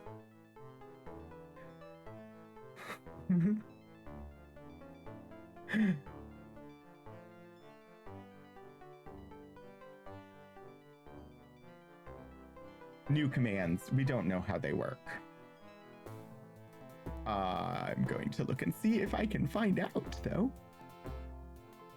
It should just be pun points. Add all, and then the amount. Add all is one word. Ah, you got it. Okay.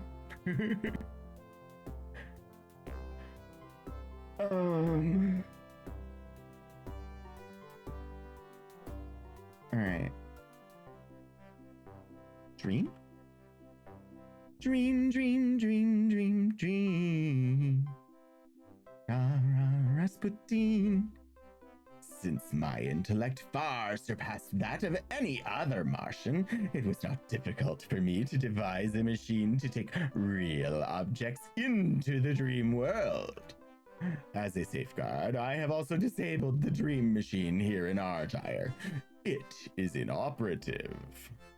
The reverse, bringing objects back from the dream world is even more difficult. But I can do that too. With this technology, there is nothing I cannot destroy. I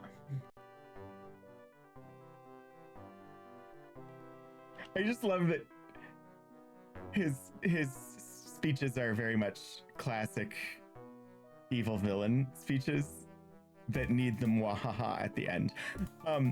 Speaking of evil villains, we're about to have 3 minutes of automated advertisements in order to prevent pre-rolls for the final hour of stream.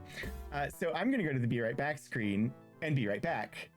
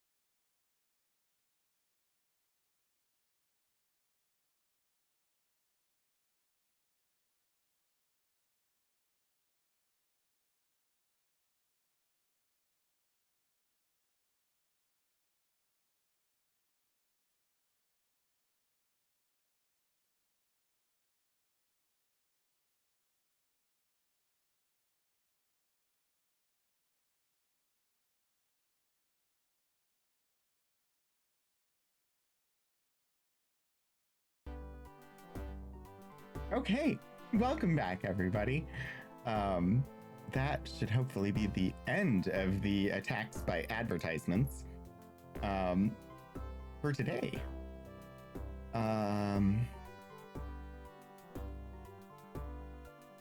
56. I'm gonna add 60. There. I added 2 hours, so we won't be assaulted by advertisements again.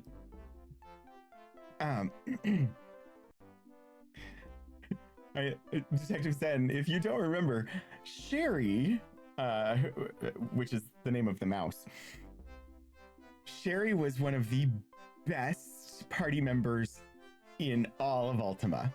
In Ultima 6, she was one of our party members, and she could wear armor and carry a sword and do all of the things that all of the other characters could do. It just took a lot longer for her to level up to the point where she could actually carry things. But she was an amazing... I was so happy to have her as a party member. Alright. Nothing I cannot destroy. But why do you want to destroy it, Rasputin? I suspect that, like... So Spectre, who's one of our party in this game, we thought he was the big evil bad guy in the previous game, and he wasn't an evil bad guy at all. And I suspect that Rasputin, as controlled by Raksach, may actually not be a bad guy.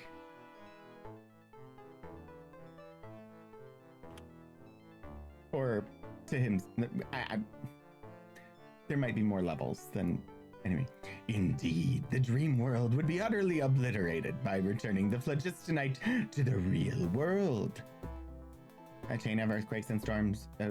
That's... Yeah, anyway, yeah, we read through all of this. Okay. Sleep is... Oh, great. There's always a more evil or more bad guy. Yeah. He laughs maniacally. Sleep is for the weak. I do not sleep. I cannot sleep. I must not sleep. Really? Well, then you need midnight cereal. Midnight cereal. From Tiny Hat Labs. Sorry. Hashtag not sponsored, but I wouldn't refuse. Do you believe that I can destroy Mars? Yes? Good. Okay, mister. I must not sleep.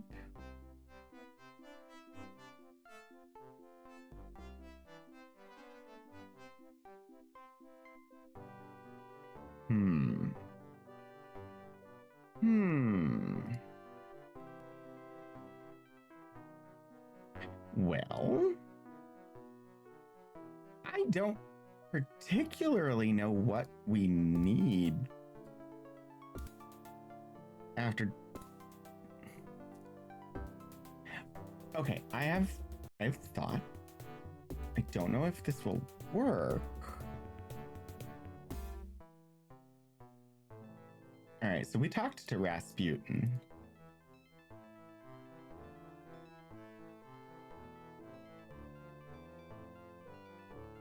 I will say it didn't really give us a bunch of useful. Okay, just gonna move it out of the way. My first plan to have Santa conquer was a total failure, but this plan will definitely work. Whenever I'm doing the voice, I'm thinking of the episode of Star Trek Voyager where Janeway has to play Arachnia. Every time I get to do the evil villain, I'm just always thinking of that that part of Voyager with Arachnia and the, yeah. Some of your faves. Yeah, they're really good. All right. Okay, telekinesis faded. I can't talk to this dream machine.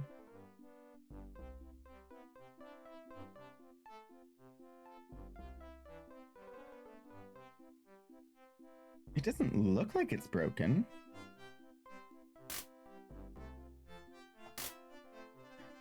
Ooh.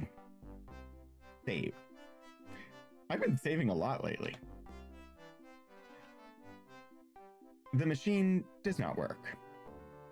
I had to test it, but I could still get into the dream world. I have the berries, so let's go back and talk to Sarah Bernhardt. I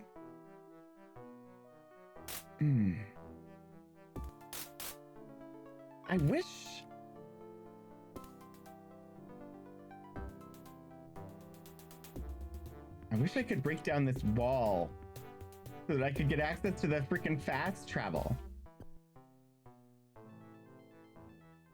You, open the wall.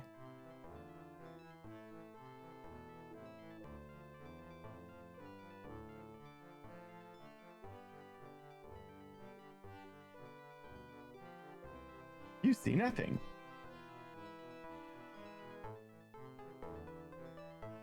Open sesame, exactly.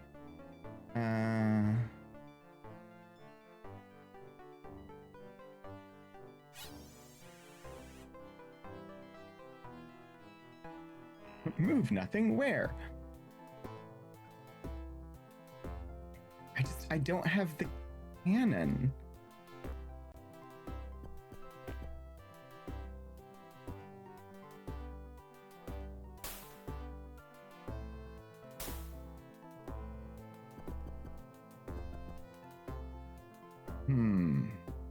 And even if I reposition the raft, there's no way to shoot across the city and hit that wall.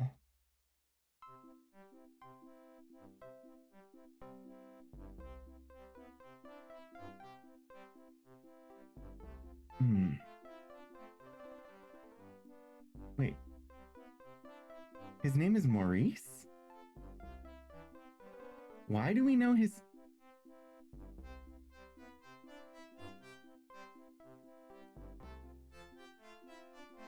Oh, maybe from... Did we talk to him from the other side of the wall at some point?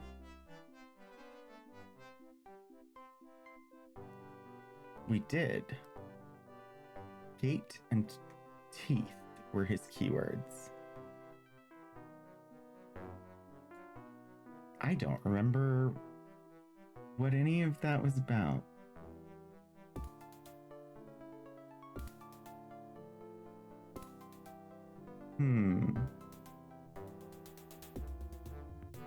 Well, right now I don't know of a easy way to get to the teleporter, so we will head back to the raft.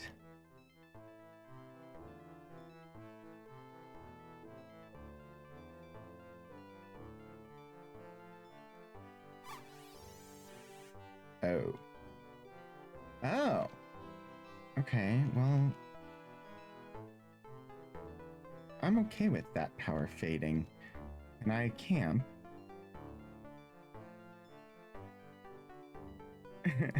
Rogan complains of inanimate things talking. I cannot camp at the moment.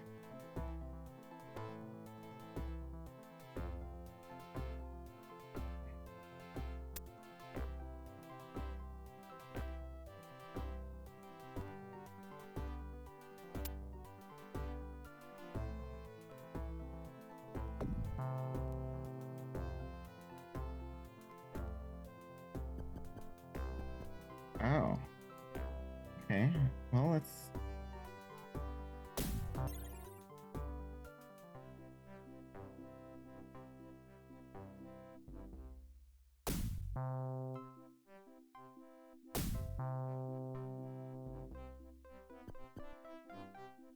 Is it doing anything though? Yeah, it would have hit this building, and so it didn't. And oh, okay, fine. We'll sleep until morning.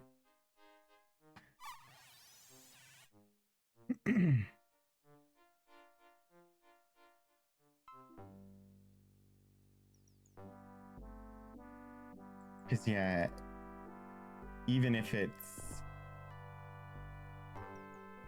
because it would be shooting on this trajectory, which would have it hit the building here. So yeah, there's not really a way. If I go around the city, is that faster than trying to do the canals?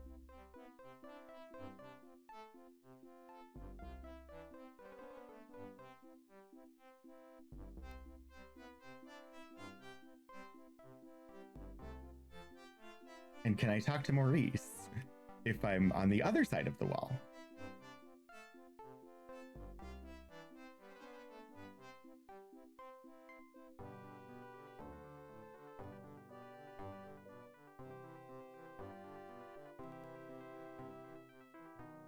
What I need is the ability to build ladders.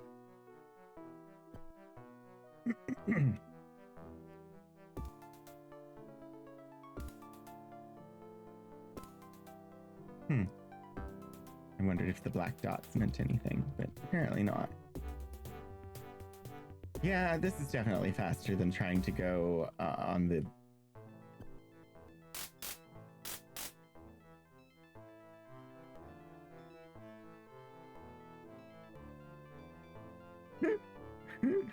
He just says the same thing now. Whichever side I'm on. Okay, fine. I want to go to Olympus.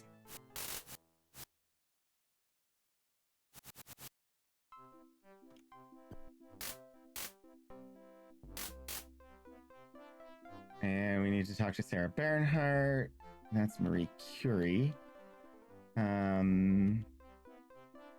I don't remember which building Sarah Bernhardt is in.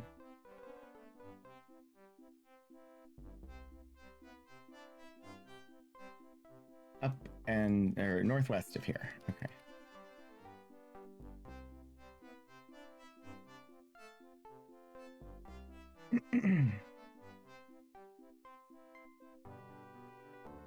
You see a beautiful woman with sparkling eyes.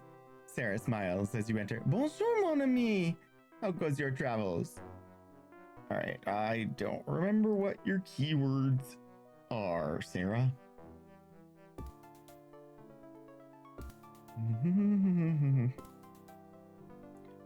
Sarah Bernhardt.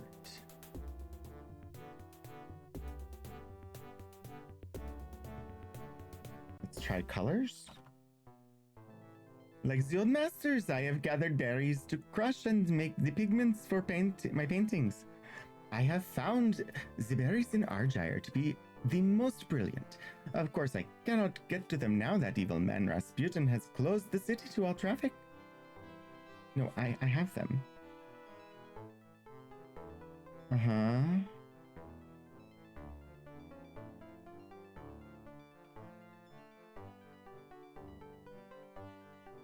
I have the berries. Ah, okay. Sarah looks at you expectantly, then says, Bon, you have then brought me more of the rouge berries, no? You nod your head and hand her the berries. Sarah takes the berries from you and walks over to her dressing table. She crushes the berries and mixes the juice with some other makeup, then stirs the mixture into a container. Here you are, my friend. This pigment should look quite close to the color of human skin. Au revoir, Rogan. Please do come again. All right, we've got a jar of pigment. The question is, yes, okay, we have more berries in case I mess this up.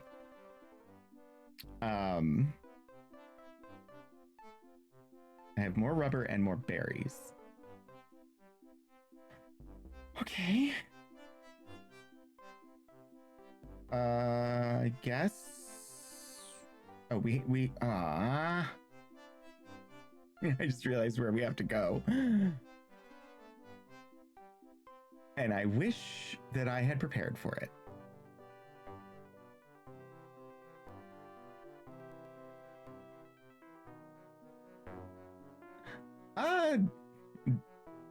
Delkin or Delson, one of the two. Thank you for the follow. Welcome. I have a feeling that actually, I may have prepared.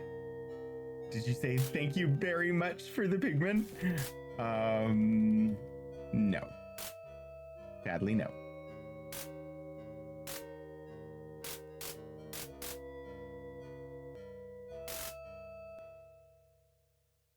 Okay. If I go out here, I believe that the large ferry, I left the large ferry down here below the Olympus Mines, didn't I? Which means that getting back to the station with the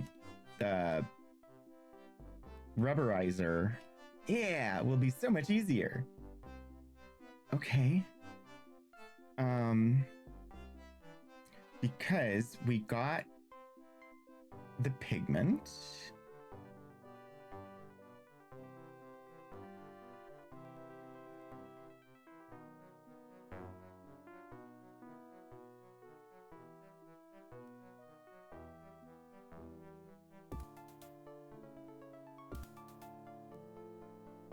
So I think all we have to do now is just dye the rubber, put it on the metal woman,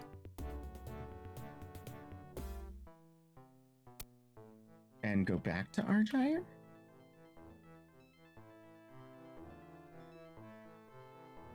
Because we also we got the iron ore already.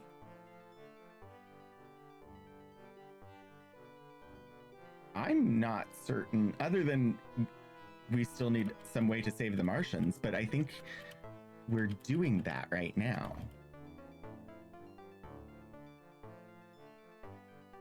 I just need this ferry to move faster.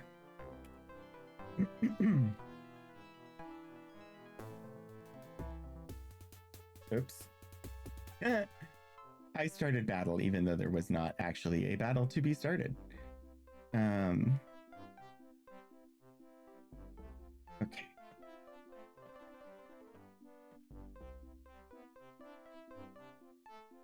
Whoops. The station should be on my left here, but where exactly?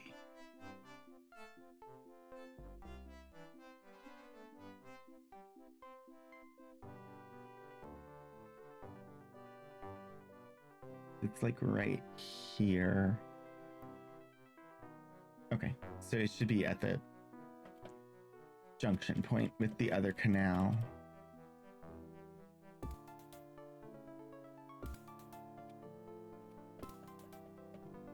Yeah.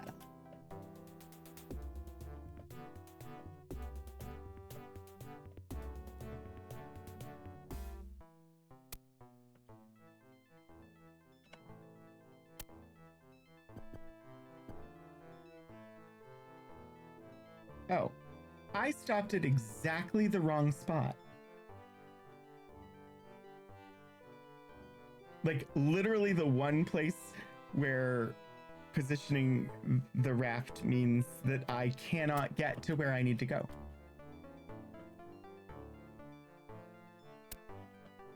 I'm good at that.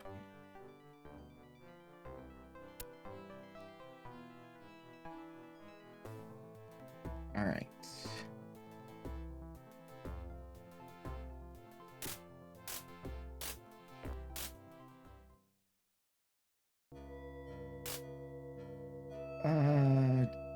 I don't really remember the layout. I just remember that south, there should be a room with the rubberizer.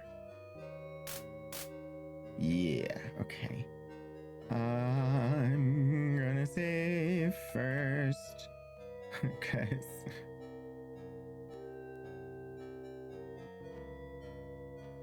the sprayer system now has dye.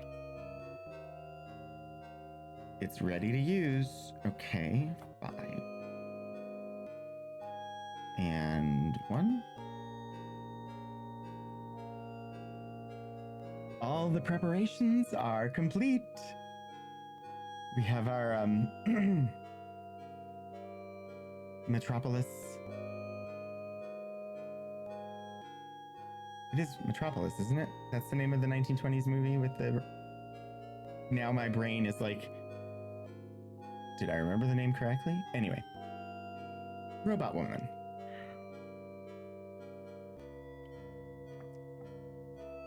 Cheshire Cat takes her place in the transformation chamber. The special solution, fruit of ancient Martian ingenuity, modern human science, and the cleverness of a human actress, sprays out. Success! Cheshire Cat is now, at least to the eye, a human woman. You see a woman, now a shapely, beautiful redhead. Cheshire Cat tips her head and smiles. She seems happy. Thank you, Dr. Spectre, for giving me this... What is it called again? Oh, yes, clothing. I gather that I should wrap myself in it at all times. Johann blushes slightly. Yes, well, most times. Perhaps you should speak with one of the ladies about that. Thank you, Doctor. I will do that. She smiles and dimples. And Johann blushes a little deeper. As you look at the woman Cheshire Cat has become, you realize that you recognize her. A century from now, she will appear at your door with an envelope for you and Dr. Spectre. Strange how the skin pigment made her hair red. Yeah. We must speak to your fellow humans at Olympus Mons. They are the largest concentrated group. They have a greater number to help us. Our next move depends on their leader, the one called Siegel. I do not believe we can liberate those Martians still in the dream world without his assistance. Dr. Spectre adds, we must speak to Siegel about the phlogistonite as well.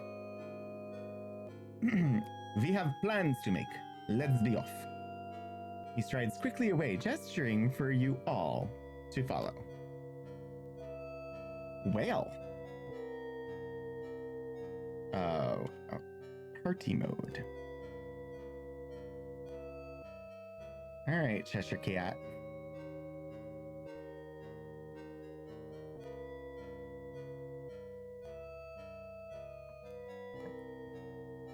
But that's how we get more story, by poking holes in the plot.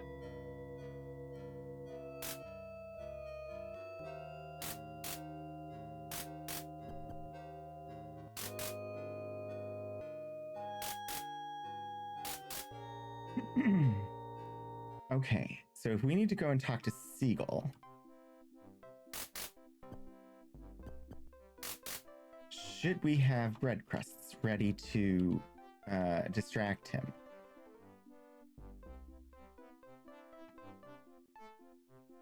Because he's a seagull.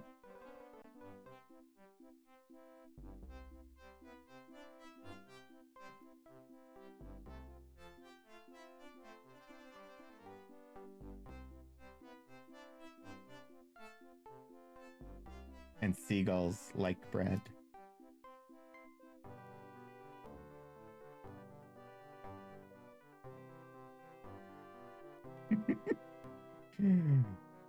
All right, questies. Look at our quest list.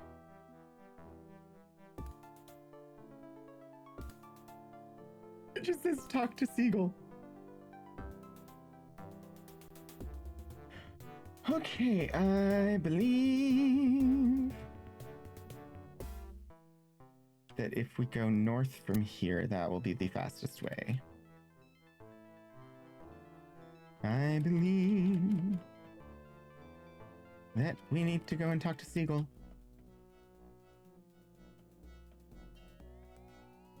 Oh, jeez, no.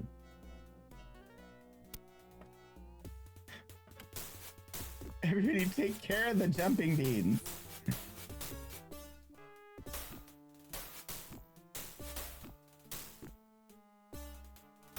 They are the, like,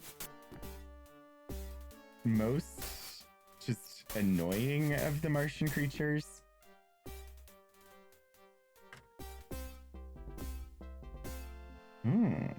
Oh yeah, that's Berry Island. What is that? Is that just a rock? Okay.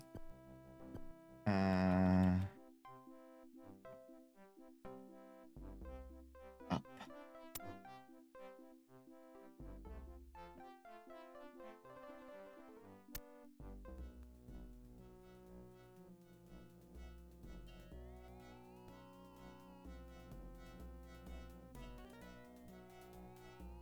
I should end up at the Olympus docks here soon. Oh dear, canal worms. No, thank you. Ah!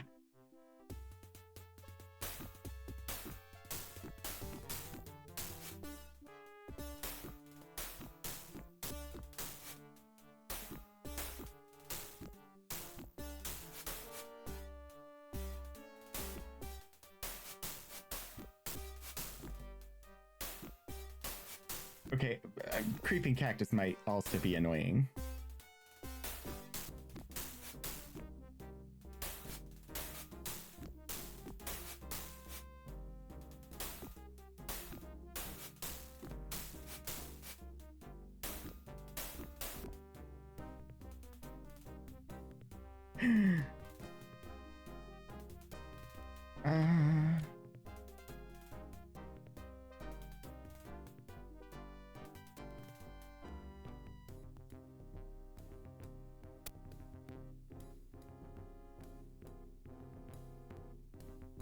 Where am I?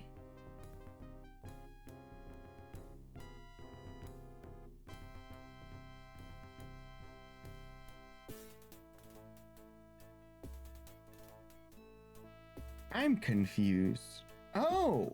Oh, okay, I know where I am. I get lost so easily geographically in these games. Like, always lost.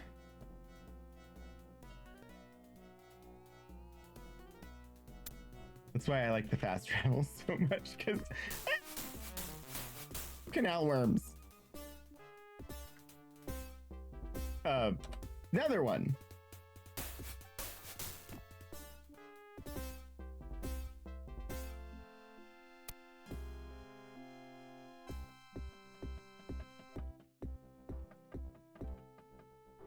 South would have been faster.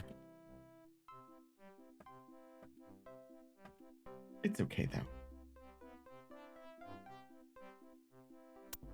Because we're almost there. Yes, it's getting dark. We'll just pull into the duck. Okay. Are we able to camp here?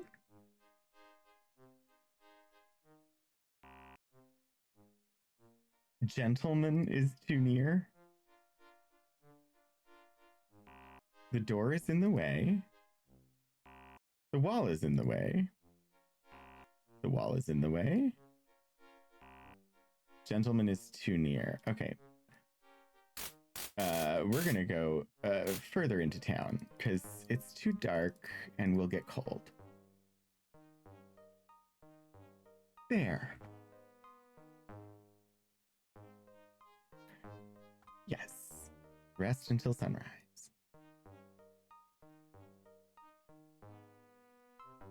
All right. Let's go talk to Mr. Spectre. Seagull. Not Spectre. Seagull. Everybody in. Talk to the gangster guy. You see, a dark, slick-looking man with slightly shifty eyes. Hello, old friend. I know exactly who I would cast in this role. If we were doing like live action of this,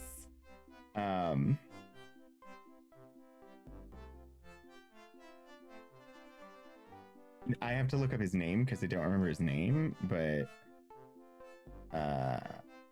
I'm now distracted by the fact that I know who I want to cast.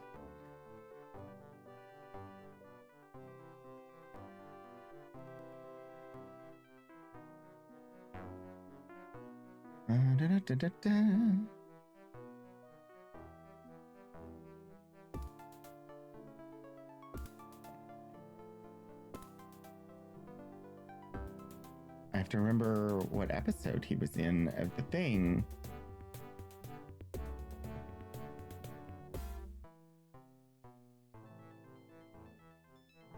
Oh, yeah, he's in this one for sure.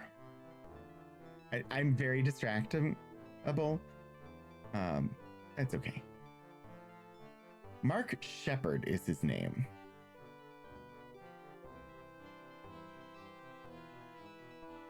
He played Badger in Firefly, and he's been in various other things, but not Tom Wilson. No, Mark Shepard.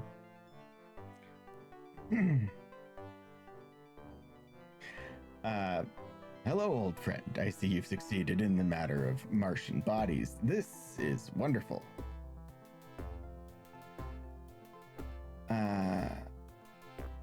Oh. I missed part of his talk, apparently, but Repellent, you must retrieve it at once, old friend. Face him down. Let him know we won't stand for his interference. While you handle that little problem, we here in Olympus will gladly do our part. Wait, what? No, I need that again, please. You briefly described to Seagull the creation of a metal body. This is fantastic. I understand that Rasputin has our propellant. You must retrieve it at once, old friend. Face him down. Let him know we won't stand for his interference. While you handle that little problem, we here in Olympus will gladly do our part. With your instructions, we'll create metal bodies for all of the Martians. By the time you return with the phlogistonite, we shall all be ready to leave this god-forsaken planet. Now go, man, go! He strides purposefully away, calling out and gathering his people.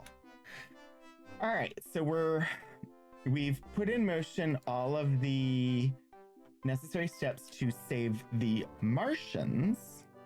Now we just need to save the humans. All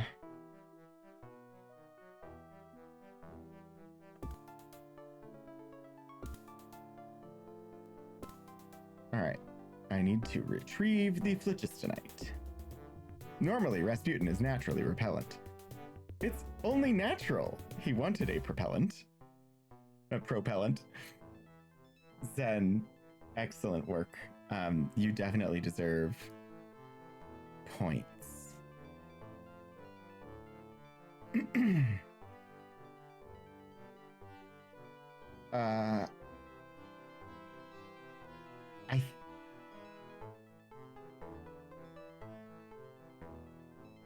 I'm uncertain about my next step.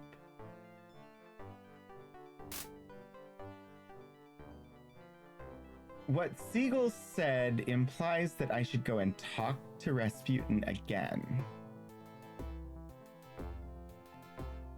But the dream machine in Argyre is broken.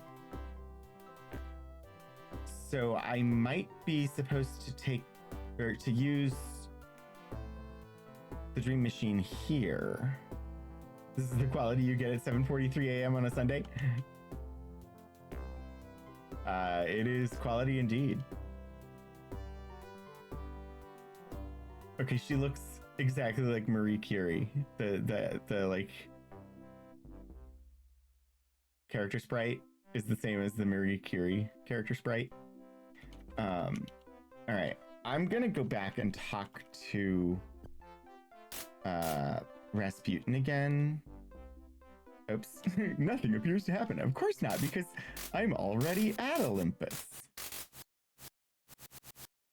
Okay, now we are at Argyre, which I cannot go in this way, although the game could just be really polite and let me. Oh my god. What? A body? What?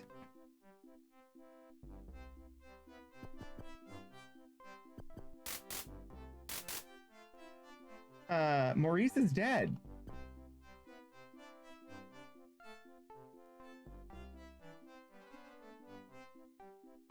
Emma Goldman might have gotten what she wanted. Utter and complete chaos, because anarchy.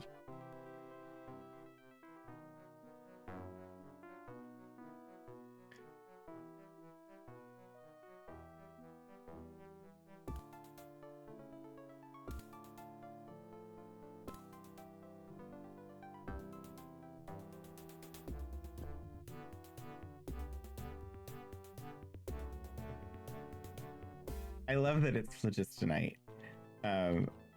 Just because of phlogistonite's historical relationship to Dungeons and Dragons.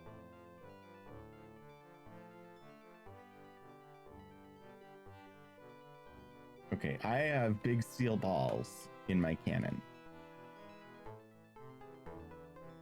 So, beware? What?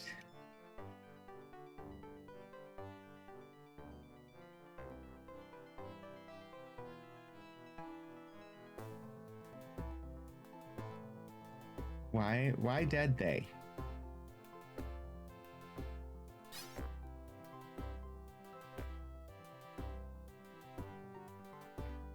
No psychic impressions from the dead bodies.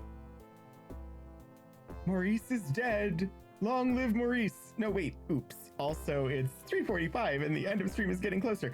Will we escape Mars today? Who knows? The shadow knows.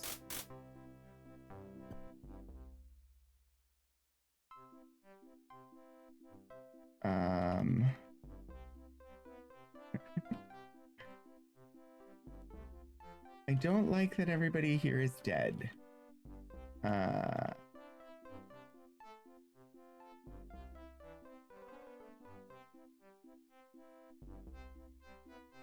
This is fine, right? It's fine, isn't it? I'm sure it's fine. We're gonna stock up on psychic power.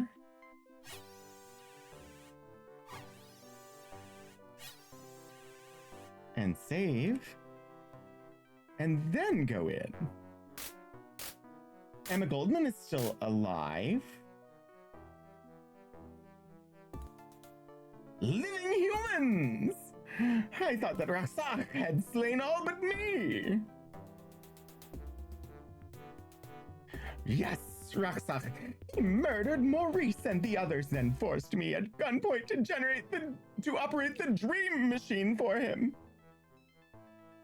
Raksak has withdrawn into the dream world, abandoning Rasputin's body for now.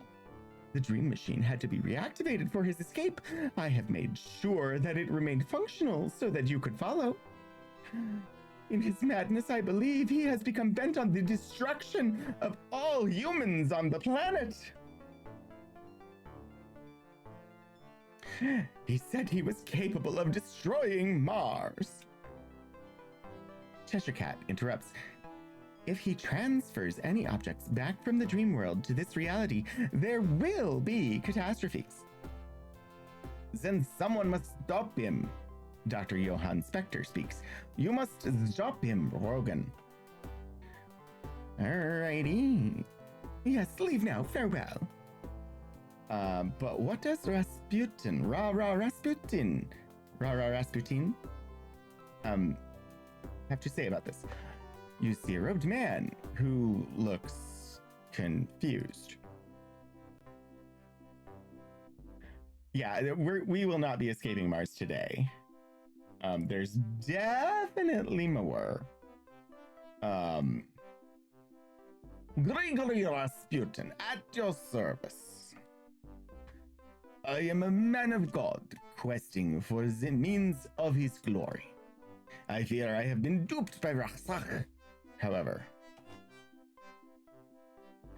his power and brilliance are beyond compare.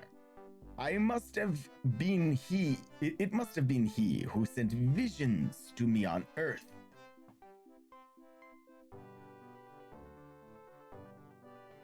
They drew me to this red planet with dreams of awesome powers and the ability to rule the world. I didn't realize that Raksach planned to use my body as a vehicle to rule Mars, with little regard at all for myself trapped in the dream world, or for Earth.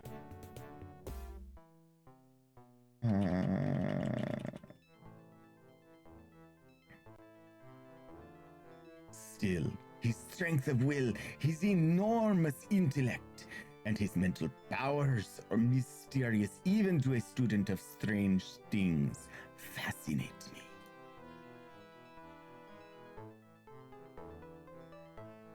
I didn't realize trying to take over a planet would make me a bad guy. Just when you think you found the end of Mars, you find more Mars. Oh.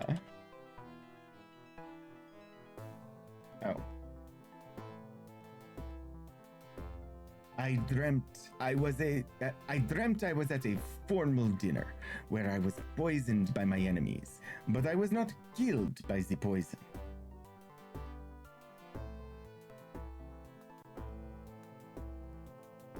They truly sought my death. When the poison failed, they shot me and stabbed me. Despite all this, I still drew breath. At the last, they pushed me through a hole in the icy surface of a frozen river. The current pulled me away from the hole, and I was trapped, perpetually drowning. It was a horrible and seemingly eternal nightmare. It was suddenly dispelled, and I awoke just moments ago. Apparently, Raksach fled back into the dream world for his own reasons, and I returned to my body through natural laws.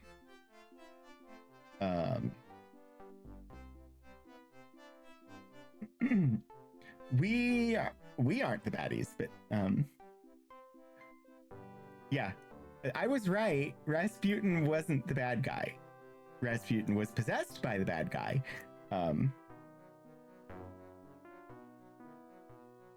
Raksach must have been the influence that compelled me to use the dream machine. He trapped me in the dream world and took control of my body in this physical world. The Martians dabbled in mental powers acquired through the use of various berries. Specific berries granted specific psychic abilities. Raksach himself became so powerful that he no longer required the berries to influence people and events across vast distances or to move huge objects by sheer power of mind.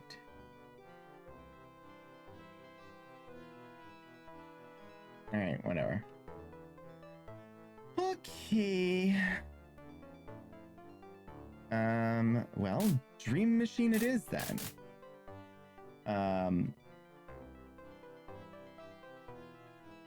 Retrieve the phlogistonite is our quest. Pursue Raksach into the dream world.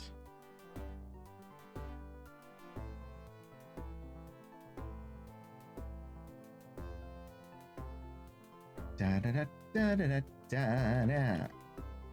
I forgot where the dream machine is. It's probably like right here in like the next building over, and I can't find it. Ah, here we are.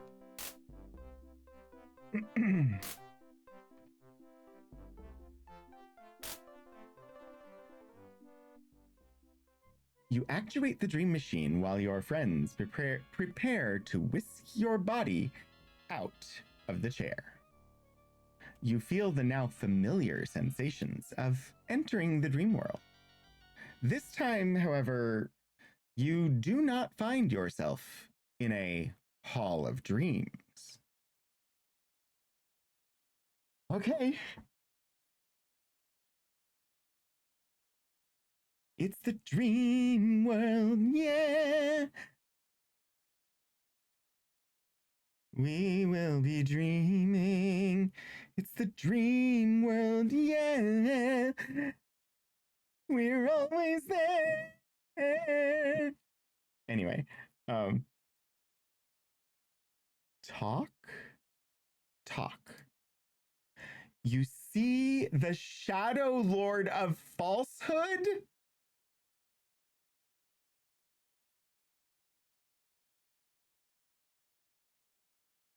Well, we're definitely back in Ultima.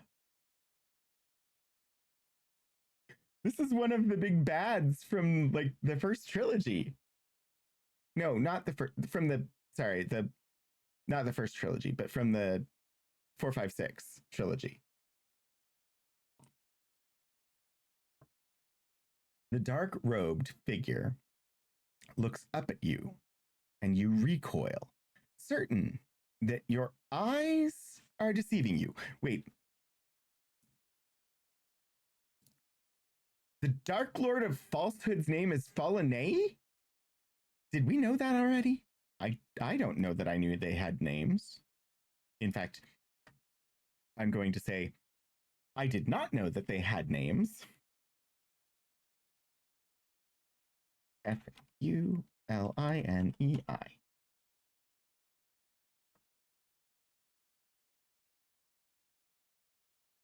Maybe this is just my own nightmare. That would make sense if this is a nightmare rather than, but also this time in the dream world, we don't have the fun, wonderful dream world music, which is somewhat ominous.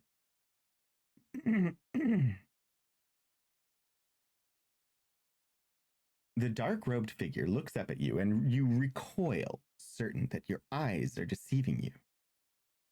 When the vision does not fade, the robed figure speaks. How delightful. You do indeed remember me. It has been a long time, Rogan, since we last met in Britannica at the Lyceum.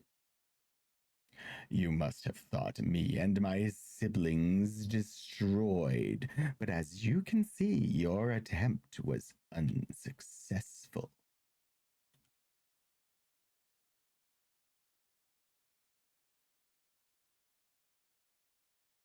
Here, in the world of dreams and shadows, we will dictate your actions, leading you down the paths of our virtues until you learn the falsehood of your incorruptible stance as the Avatar.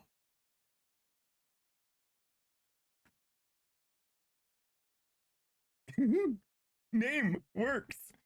How your memory fades. I am Fallenay, the Lord of Lies.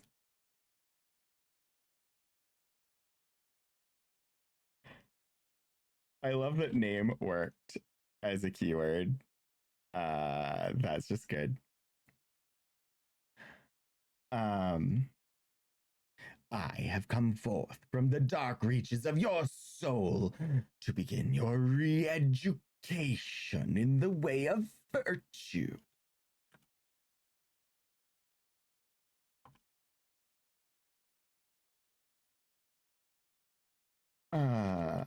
I mean, I it's less wordy as Dark Lord of Falsehood. Wait, why are you in soul? That's rude. What's funny is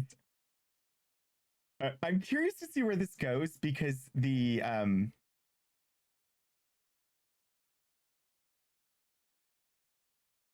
lawful good requirements of the games, insofar as in order to win 4, 5, and 6, you had to be lawful good to remain the avatar and be able to finish the games. And lawful good, we all know from TTRPGs, can be really bad. Having zero flexibility around being lawful good is not good. So I'm curious to see where this goes. All right. Job. I have returned to test you, Rogan. I wish to show you that virtue is the greatest of lies. You need merely to ask, and I will be glad to begin your test. All right, test is going to be the main keyword, and we will not be speaking it aloud today. All right, so lies. We should be in soul instead. The people are much nicer. Falsehood has many forms. A mortal can lie to another to cover guilt or achieve a desire, and that is satisfying. Best of all, however, is a lie to oneself. Pretend to be happy when you are hurt or sad, and you will be happy. Or present the right appearance to the world, and what you want will be given to you. Delightful. Even my siblings delight in falsehood. I need no one else, so hate the people who I wish loved me. I could do something to help, but it wouldn't make any difference. Falsehood is the supreme principle of life.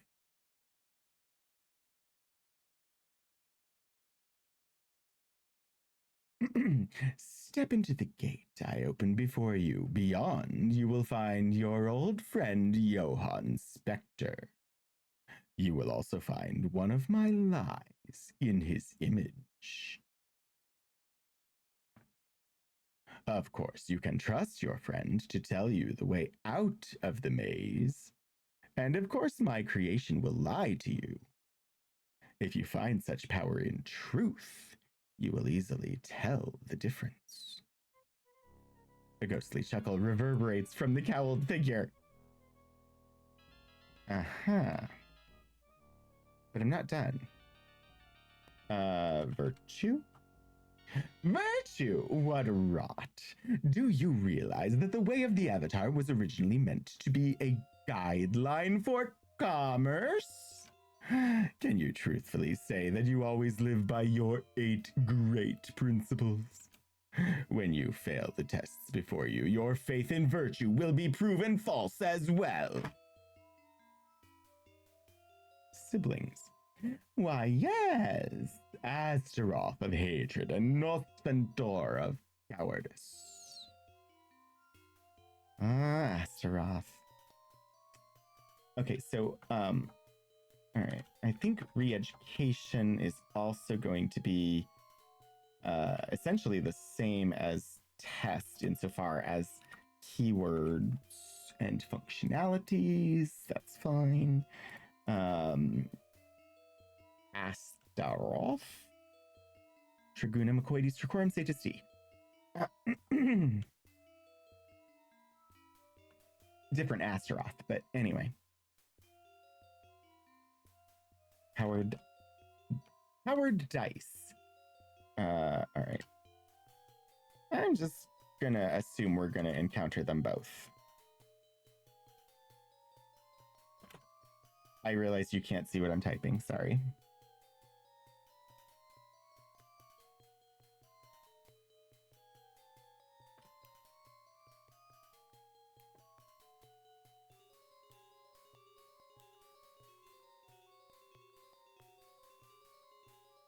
This is me attempting to prepare for all possibilities, because I don't actually know what's happening. But my guess is we're going to have to defeat all 3 of them in order to finish the game. Yay. Okay. Destroyed? It is futile to attempt to destroy us. Your feeble virtues are found in the hearts of all people, but so are our virtues, their opposites. Unlike ours, your virtues require constant vigilance and self examination.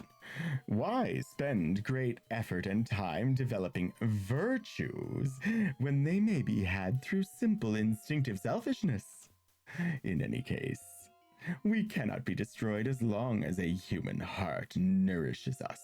And as you see, we can be found even in your own.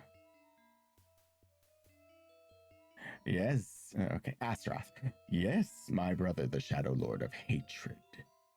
He met you at Empath Abbey. Hatred. That is the principle my brother Astaroth espouses. When you have learned falsehood, he will be overjoyed to teach it to you. Nosventor. Yes, my sister, the Shadow Lord of Cowardice, whom you met at Serpent Keep so long ago. Of us all, she was the most certain you would return to us. Cowardice. My sister Nosventor teaches that principle. Be sure that it will be included in your new way. Lovely. Farewell, Rogan. We will certainly meet again.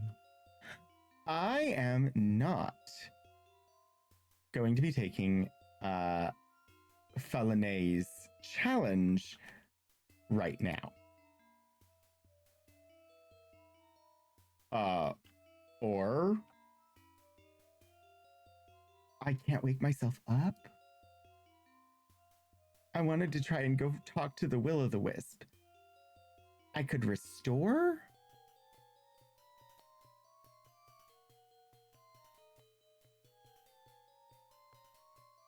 Nah. Every time I've gone to look for the Will-o'-the-Wisp, it has not been there. And we're this far in the game. I think we're in the final challenge of the game. I'll just look up what would have happened with the Will-o'-the-Wisp after we're done. That's where we're going to leave this for today. Firmly back in Ultima territory. Next week, we will take the challenges of Falinay, possibly of Astaroth and Nosventor as well. Depending on how long it takes us to get through the challenges, we might even finish the game next week. And that means I should be prepared for knowing which game I'm doing after this. I believe it was a mobile game that was released next in release order. And so I need to see if that is correct. And if so, can I get it to work so that I can do it? Okay, let's see if credits work at all. I don't know. At the moment, it looks like the answer is no. So I'm definitely going to need to fix that. But I will say thank you to my mods, as well as, let's see, thank you, Puddleglum, for the resubscription, Hannah for the resubscription, Helgriff Dragon for the gift sub to Duke Darkwood, Stephen Joyce, thank you for the raid. Thank you all for the hype train. Stephen, thank you for the resubscription. Hannah, thank you for the 100 bits. Elixir, thank you for the 100 bits. I am Puddleglum, thank you for the gigantifying an emote. Shadows of Life, thank you for the bit. Hannah, thank you for redeeming a play a game, and I will add Quest Hunter to the wheel. Thank you to Lovely for the raid, and thank you, Delkin, for the follow. Thank you, everybody, for joining me I will fix the credits. I don't know exactly what I did wrong, but we'll get them fixed. It'll be fine. Let me see what all is happening in the Twitterverse. I don't know who is streaming and where we might go. Da,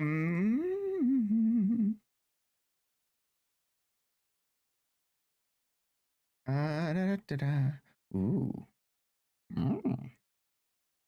Um. Yeah, no. How do y'all feel about some Mass Effect Andromeda?